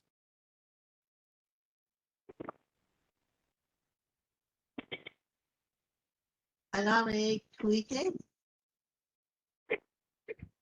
Mahalo, there's a nomination for Kuike. Is there any others? I second. This is Moyata Mokalihua. Mahalo. No need second, gang. But thank you. I love the enthusiasm.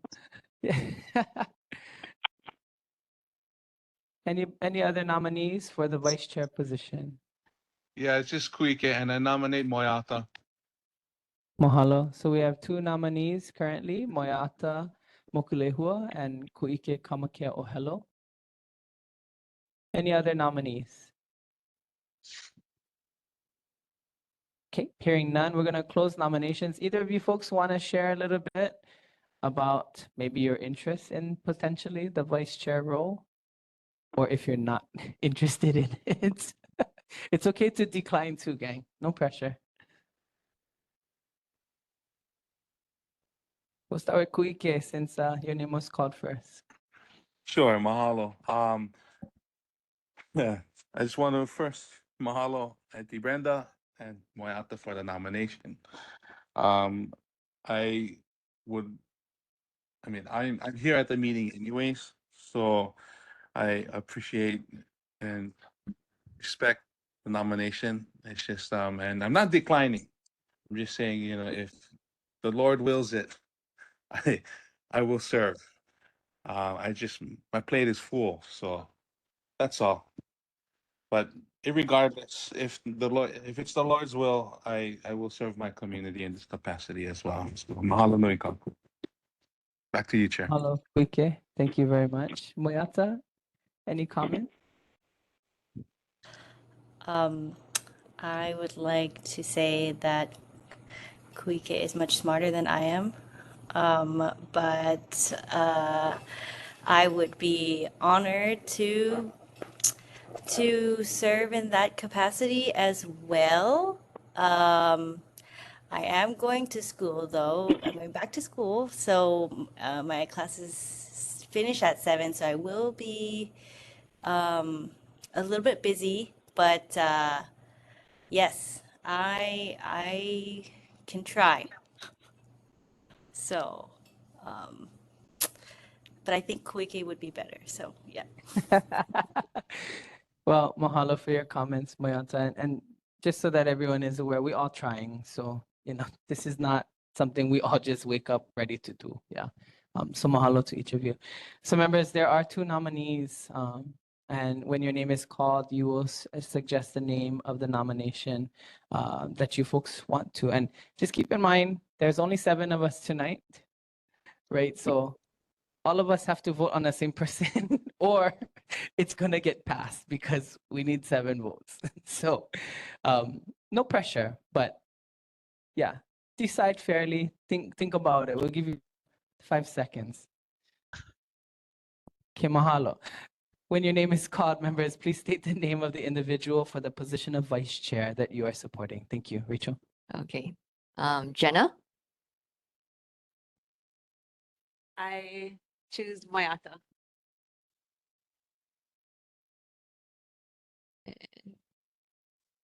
Rapiolani,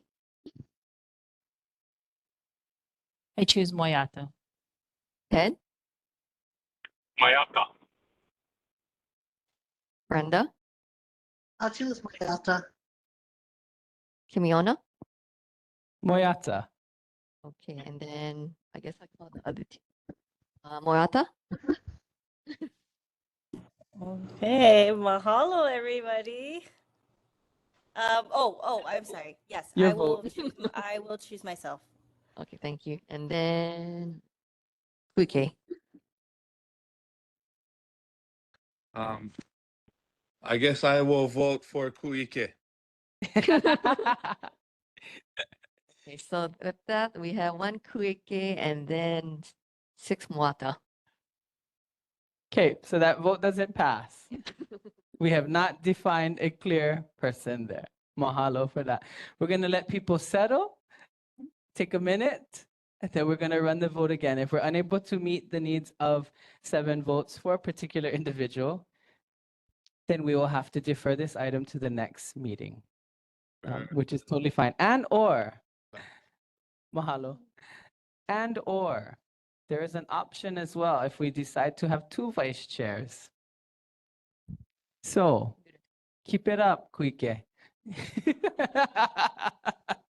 We don't need only vote on 1, gang. Yeah, we have the option to create control. And I think both of these individuals are wonderful, wonderful presentations for us. And so there may be a potential that we can look at that. I think we have to just create the vote of 2 vice chairs first, and then we can fill the potential. Is that correct, Rachel?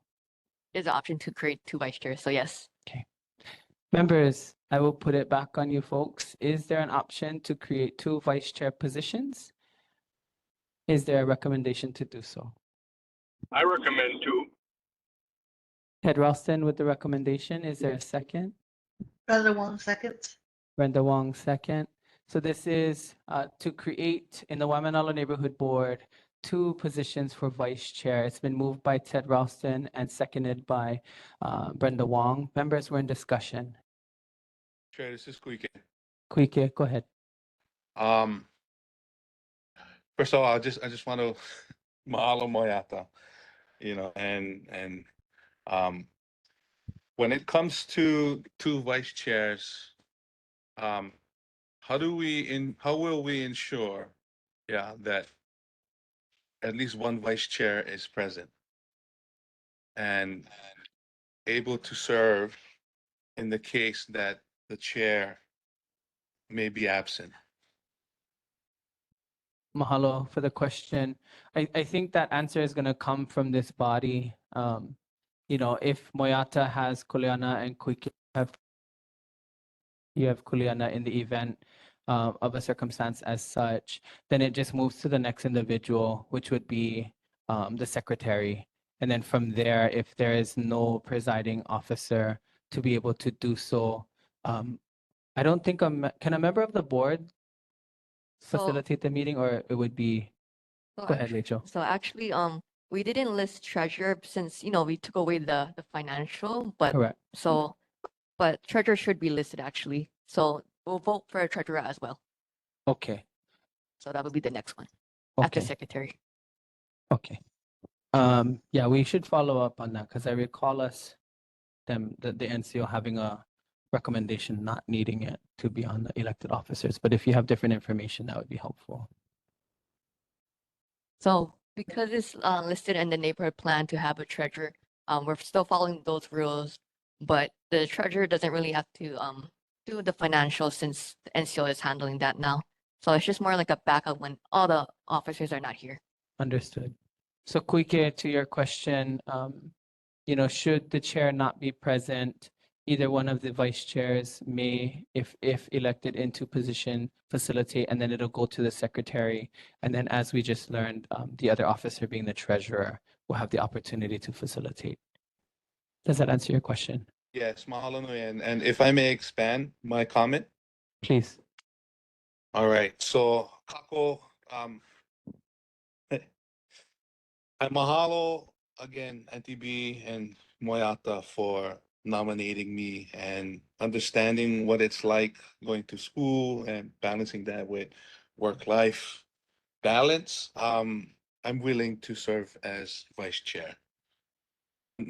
Given the fact that we're going to have to vote on and nominate someone and appoint someone to treasurer anyways, I'd rather us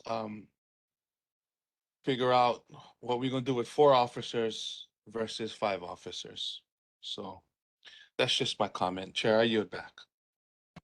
Mahalo nui ku. And I will share for those that are listening, especially for the board, we all have the kuleana to help manage the meetings. That is a part of our kuleana, all of us, yeah, even the participants. And that's one of the biggest things that is asked of board officers. There's not a significant amount of paperwork stuff, if you're thinking about that, folks, that are expected of our board members as well as our officers. There's a list, but in truth, we all manage that together. And so, if there's some concerns for you folks that you might be thinking about, that's like, oh my God, there's so much work. It really isn't. I do most of the work. So I appreciate everyone's contributions into that because it does make my life a lot easier because you folks work so well together. And so, I just want to acknowledge that the folks that do serve, it is appreciated, We're still in discussion, members, on the 2 positions of vice chair. Any other discussion? Okay, hearing none, we're going to close the discussion. So we have 1 position of vice chair. Do we have any nominations for the first position of vice chair? Chair, Go ahead, Kuike. I volunteer. Mahalo. There is Kuike Kamakea Ohelo for the first position of vice chair. We're going to take each position separately. So, is that correct? Yes, we can do that Okay. easier. So there shouldn't be anybody else for this position of vice chair. Are there any other nominees for this? Great, hearing none. Thank you so very much. Members, when your name is called for the position of vice chair, 1 of 2, please state the name of your vote, which in this case will be Kuike Kamakea Ohelo. Mahalo, Rachel. Thank you. Jenna, I vote for Kuike Kamakea Ohelo. Moata, I vote for Kuike. Kapiolani, I vote for Kuike. Ted. Ted, Ted Ralston. okay, we'll come back to him. Okay, Brenda, Kuike. Kimiona, Kuike. Kuike, I vote for myself. Ted. Hello? We can hear you. Okay, this is Ted. Kuike. Thank you. Okay, with that, we have 7 board members voting for Kuike. Mahalo nui, board members, and congratulations, Kuike. Thank you for your service. Members, we're going to move on to the second position of vice chair. Are there any nominees for the second position of vice chair?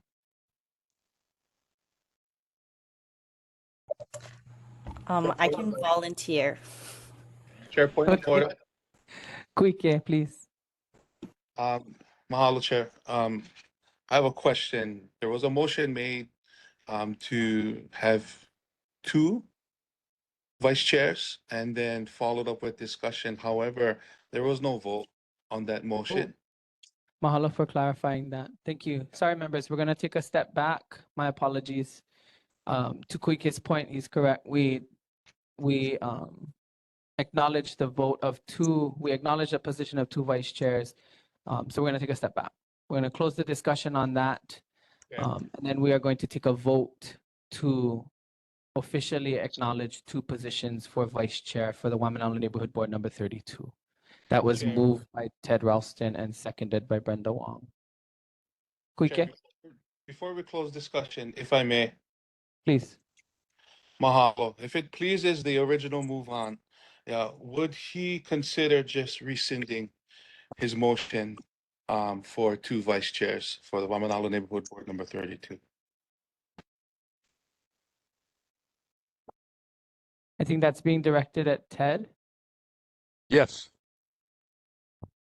Kuike, you want to explain perhaps why your thought is that? Mahalo. Yes, if I may expand, Ted, would you consider rescinding your original motion to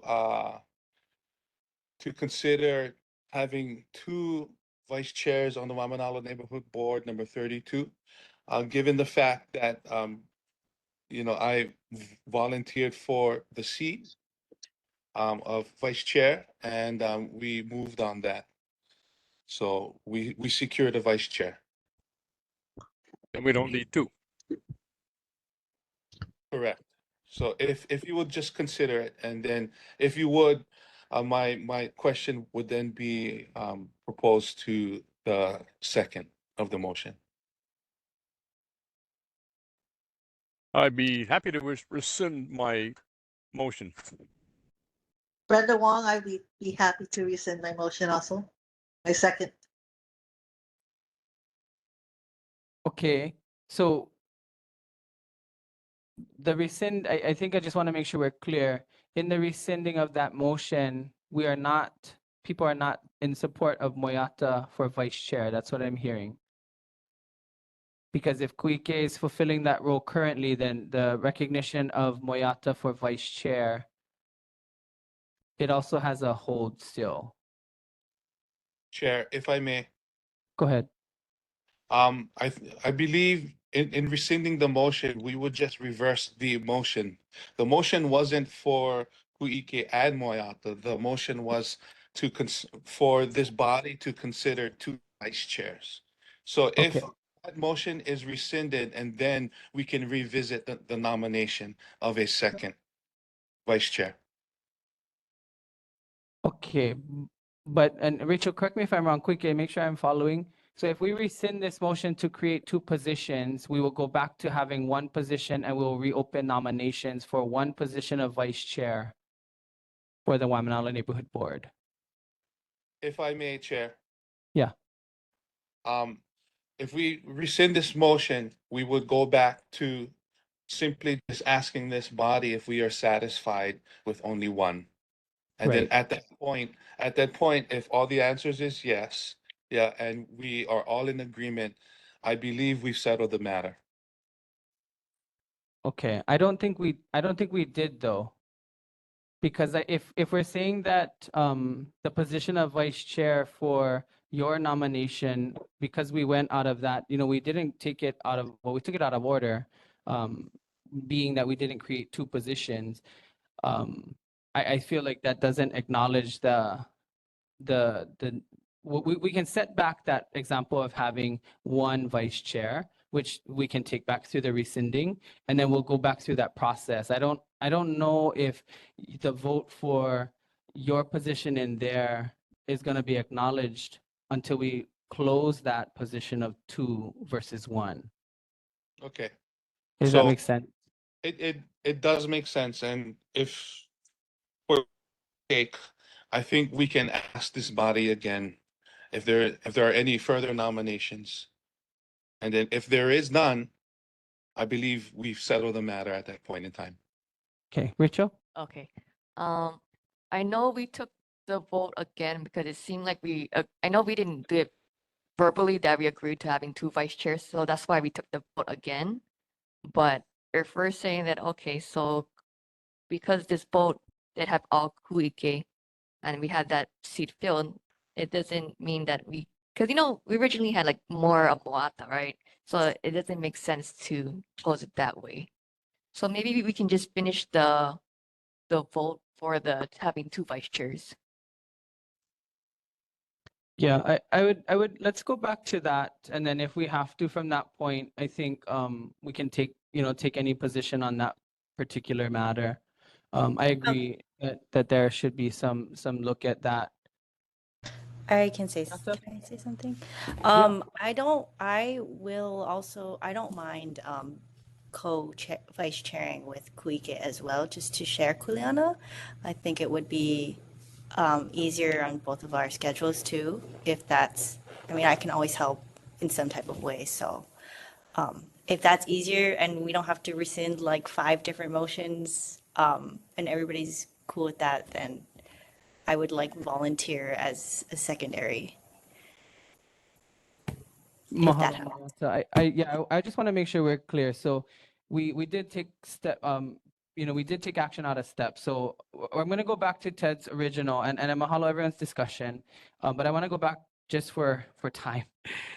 Ted, you had made a recommendation to nominate 2 or create 2 positions for vice chair. So let's go back to that. And that's what we are on. And it was seconded by Brenda. We are in discussion. So I want to take us all back to that. So the recommendation was to take 2. And I know Kuike just mentioned about rescinding, but I want to go back to Ted and just say, Ted, is that where you still stand? To nominate 2 positions for vice chair? Yes, we did the 2 because we didn't have enough to elect 1 in the first vote. Okay, And 2 so was suggested as a stand reasonable. right there, and that was seconded by Brenda. Brenda Wong, correct? Yeah. Okay. Yes. So let's take a vote on that first, because that will help clear up whether or not we want to move forward with 2 nominees or not. So the recommendation right now from Ted was to secure 2 positions for vice chair, not seconded by Brenda. We had discussion. Discussion will now close. Members, when your name is called by Rachel, please state that you support or you do not support the position of 2 vice chairs. Mahalo. Actually, we can do a voice call. Voice vote. Those in favor to having 2 vice chairs say aye. Aye. Aye. Aye. Okay. Okay. And then any of those opposed say nay. And then any abstentions. Okay. So yep, it's voted that we'll have 2 vice chairs. Okay.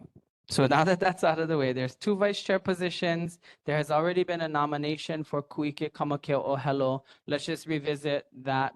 Any members, nominees for the position of vice chair? 1 position of vice chair. Any nominees? Rachel? Since we did Kuike's vote, we can just refer back to that and say, okay, we did the vote earlier for the first vice chair. Okay. Now let's do the second one. Okay, as long as you're good with that. Yeah, we're good. Okay, so 1 position has been filled by Kuike Kamakeo Ohelo. Mahalo Kuike for your service. There is a 2nd position of vice chair. Any nominees? And this is what Moyata volunteered for. Okay. Moyata. Okay, so Moyata, is there any other nominees for the position of vice chair? Hearing none. Members, we are going to take a vote. We'll do a voice vote with Rachel. Rachel, we're voting for the 2nd position of vice chair with Moyata Mokulehua. Okay, so I'm going to call your names and please state the name. Jenna? I vote for Moyata. And then Moyata? Yeah, I vote for myself. Mahalo. Okay, Kapilani? Moyata. Ted? Mayata. Brenda, Mayata? Kimiona, Moyata. Kuike. Moyata. Okay, thank you. That's 7 board members voting for Moyata. Okay. Congratulations, Moyata. Mahalo for your service. Board members, thank you for clearing that up. So we have filled those 2 positions of vice chair. Members, we are looking for a recommendation for secretary. Any nominees for secretary? I nominate Ted.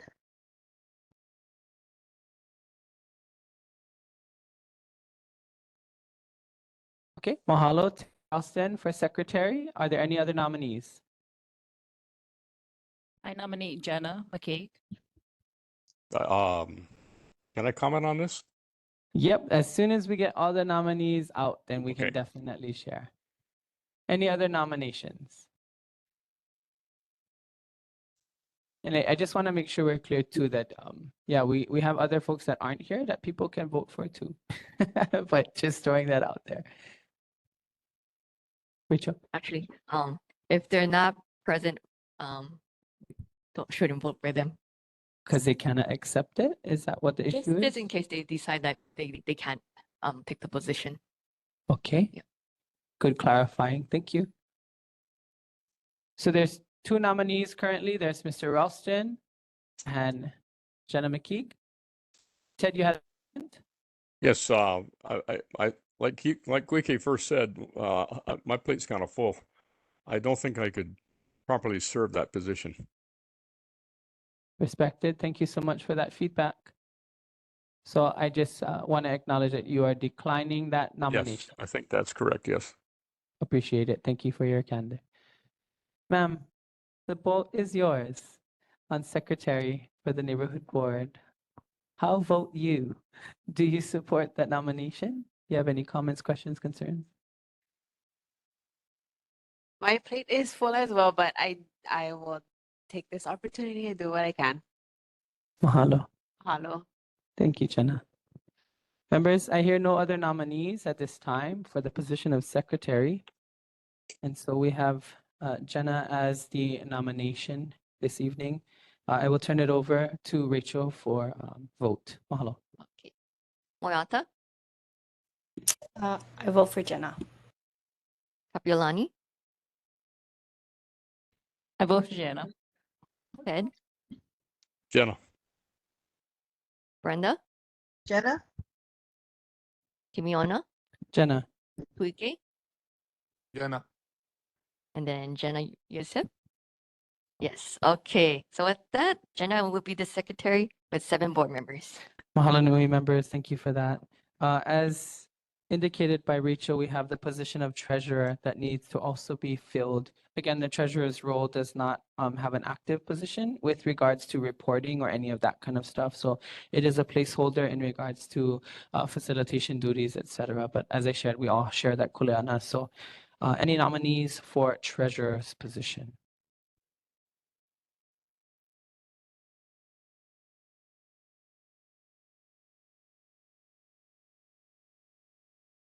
Members present, any nominees for treasurer? There's someone sitting next to me that might be available. I nominate Kopiolani. I second that. Mahalo. Thank you so very much, members. Thank you very much for that. Any other nominees for the position of treasurer for the Waimanalo Neighborhood Board? Hearing none. Thank you so very much, members. We're going to move to a vote. Rachel? Just gonna double check. Kapiolani, do you accept? Okay, you said okay. Okay, now we will take. Yes, I accept. Okay, so let's take the vote now. Jenna, I vote for Kapiolani. Moyata, I vote for Kupiolani. Ted, Kapiolani. Brenda, Kapiolani? Kimiona, Kopiolani. Kuike. Kopiolani. Okay, and then Kapiolani said she accepted. So with that, we'll take 7 board members. Thank you. All right, members, thank you so very much. We got through the first letter of that action. Second letter, meeting date, time, location, and format. Currently, we meet on the second Mondays at 7 p.m. and it has been a hybrid meeting since coming out of COVID. And so we'll take one of these at a time. We've kept the second meeting, second Mondays for as long as I can remember.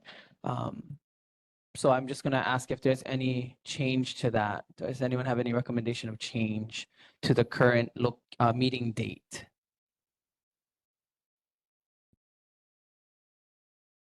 Okay, hearing none. Does anyone have any recommendation to the current meeting time of 7 p.m.? Hearing none.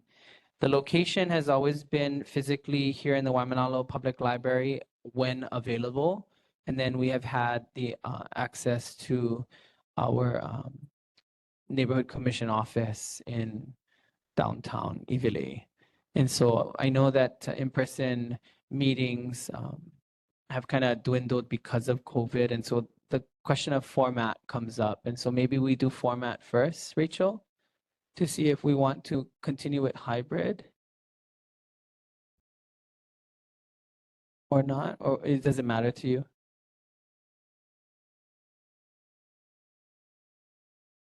I think the format could be the order of the agenda.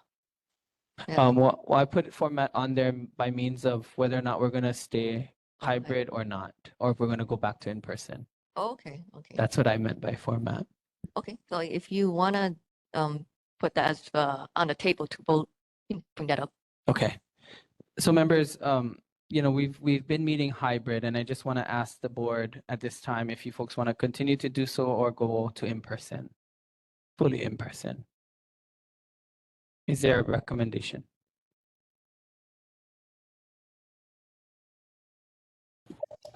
This is Moyata. I recommend hybrid. Mahalo, there's a recommendation to maintain hybrid. Any other recommendations? Okay, I appreciate. So we'll maintain currently as a hybrid, and then the location has been, as I shared, Waimanalo Public Library when available, and then at the Ivile location for those dates that are not available. Are there any recommendations of change to that? Okay, hearing none. Members, I'm gonna recite the decision of meeting date to remain on the second Mondays at 7 p.m. in a hybrid format with the public location alternating between the Waimanalo Community Library or the NCO office when availability is challenged. And that is the recommendation. Is there a motion to accept that? I Brenda motions to accept that. Mahalo, Brenda. Is there a second? Kapiolani, I second. Thank you. Members, the motion has been moved and seconded. Is there any discussion? Hearing none, we'll close discussion. I'll turn it over to Rachel for our vote. Members, you're voting to maintain the current schedule of Monday, 7 p.m., second Monday of the month, 7 p.m., location Waimanalo Public Library and NCO Commission, and it'll be remaining as hybrid. It's been moved and seconded, and so you're voting aye to support, nay, against, and or abstain. Mahalo. Okay, thank you. Okay, so those in favor say aye. Aye. Aye. Those opposed say nay. And then any abstentions? Okay, with that, that's the 7 vote for to keep it same as before. Thank you very much. With that, members, thank you for your time. We're going to move on to the determination of recess schedule. There are 3 recesses allowed per year. Is that correct? I thought it was 2. Do 2 or 3. Okay. Currently, we take off, I think in December or November. Yeah, is there any recommendation to maintain or change the recess schedule? Rachel, can you just confirm what our recess schedule is? Do you know off the top of your head? I think it's no December we recess, that's why. I know that most boards do December for sure. So, Yeah. yeah. Yeah, that's my understanding. I don't think we do 2 recesses. I think we've only taken off in December in the years that I've served. So members, any change to that December recess schedule? Hearing none. The one thing that I will share that I shared previous years as well is when we decide to recess in December, our time frame to get information into the ledge is now shortened by that 1 month. So it's just something to consider. But if we can do the legwork ahead, right, in July, August, September, October, November, then we should be makoko to submit a package in November to the ledge from the neighborhood board. So I just want to make that comment. Hearing no other recommendations, is there a motion to remain at December recess schedule?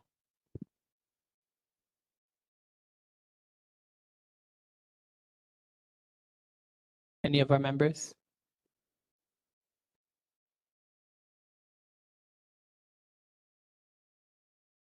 Sorry, is it unclear? No, this is Moyata. I vote to remain keep December the recess month. Okay. Mahalo Moyata. So we'll maintain the current recess schedule of December. Is there a second? Moved. Kuike. Mahalo Kuike. Members, it's been moved and seconded. Any conversation, discussion? Hearing no discussion, we'll close discussion. Members, you're voting to support the recess schedule of December. This will serve for the remainder of this term. When your name is called, or are we doing a voice call? Yeah, do voice call. You're voting to support. Aye, nay, abstain. So yeah, mahalo. Rachel? If you're in favor, say aye. Aye. Aye. Aye. And then those opposed, say nay. And then any abstentions?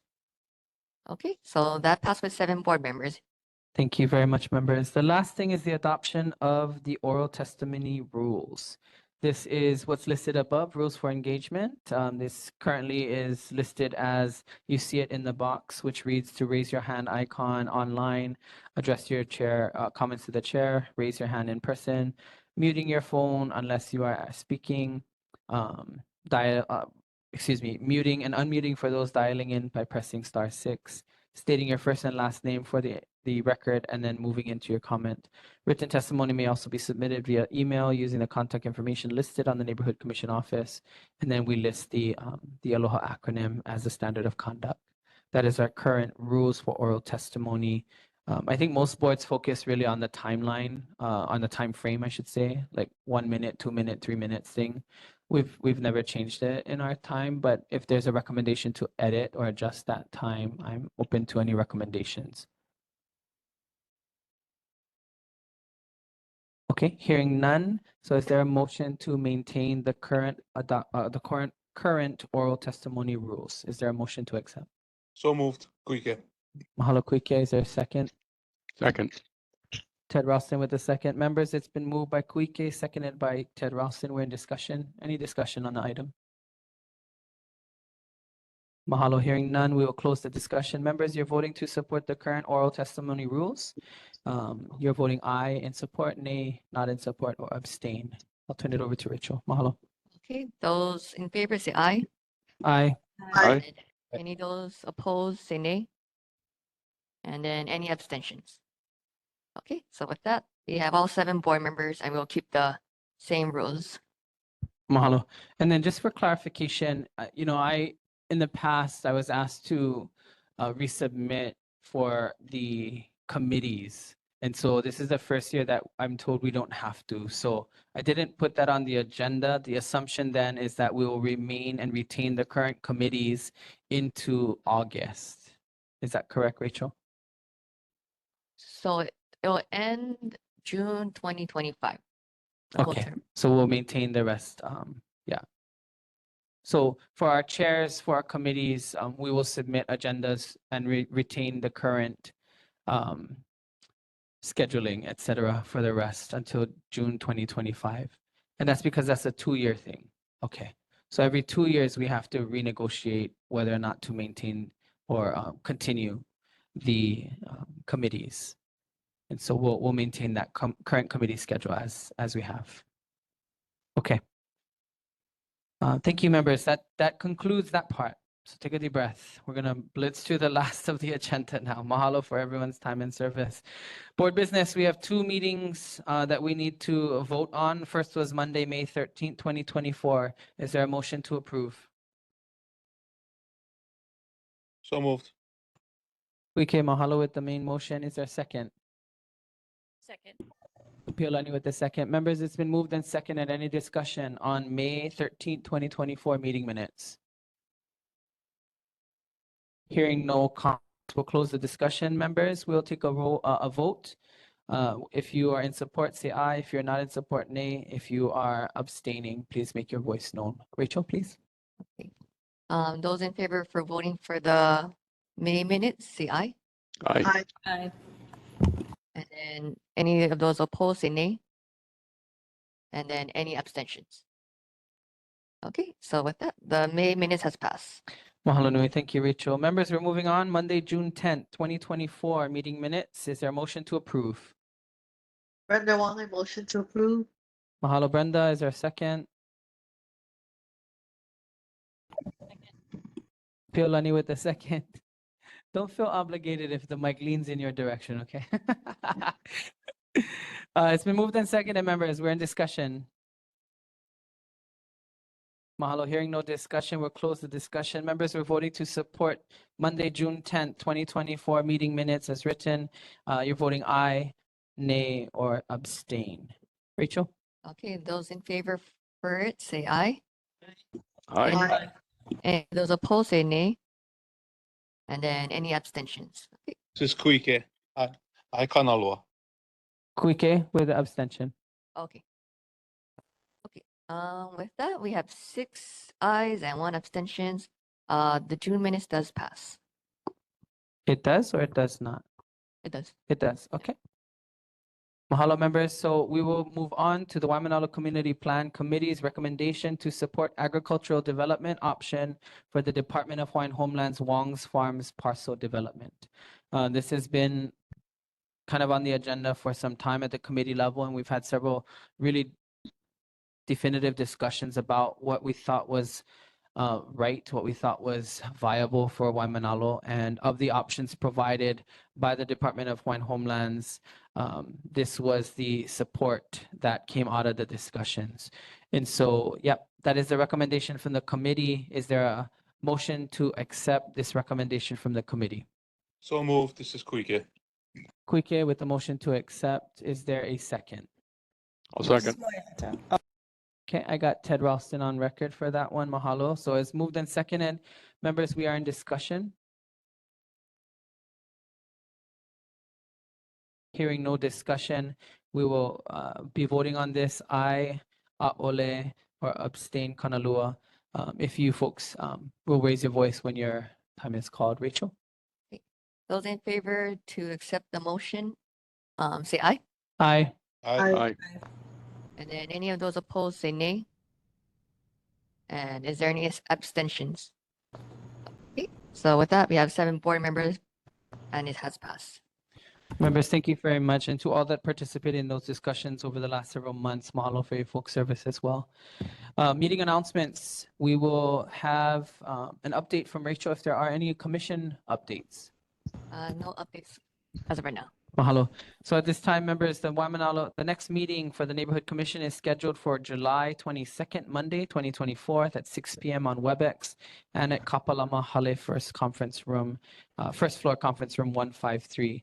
The next Waimanalo Neighborhood Board meeting, which has not yet been determined, but it is now been determined, will be on Monday, August 12th. This will be our regular board meeting, 7 p.m. It will be a hybrid meeting. And have we confirmed the physical location to be here? Yes, so you know the 3 months that we voted for to see if we're gonna have different dates. So those, we did move the dates, but we'll be at the library. All the other months will be at the library for sure. Okay.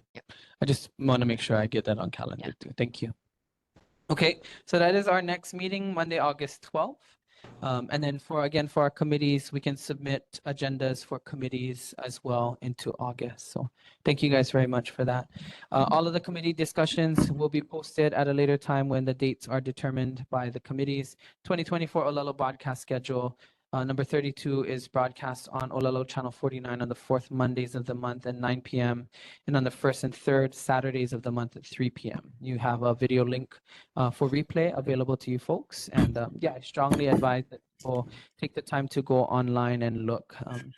The videos are also available on the NCO website as well. And so it's a really good resource when it gets posted.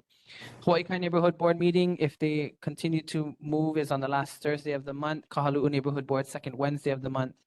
Kaneohe Neighborhood Board on the third Thursday of the month, and the Kailua Neighborhood Board on the first Thursdays of the month.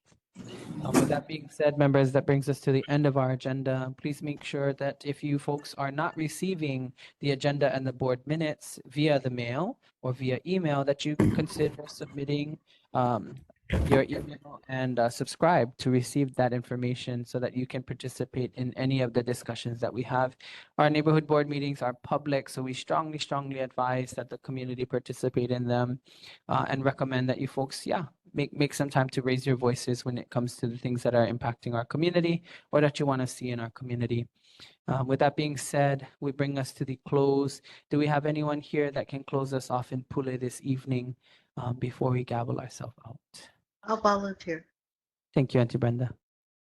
Mahalo Keakula for being here with us, for your wisdom, for each person here, those that are not present. We ask you to continue to bless Waimanalo with all the good things that you have for us. Give us your wisdom. We thank you for all that you want. In Jesus' name we pray. Amen. Amen. Members, with that being said, this meeting is adjourned at 9:25. Mahalo nui to all of you folks for your time this evening, for your service, for your participation. We appreciate everyone's work, and we look forward to continuing to learn and develop with all of you. So get home safely where you need to. You guys take care of yourselves. Ahui ho. Mahalo. Mahalo.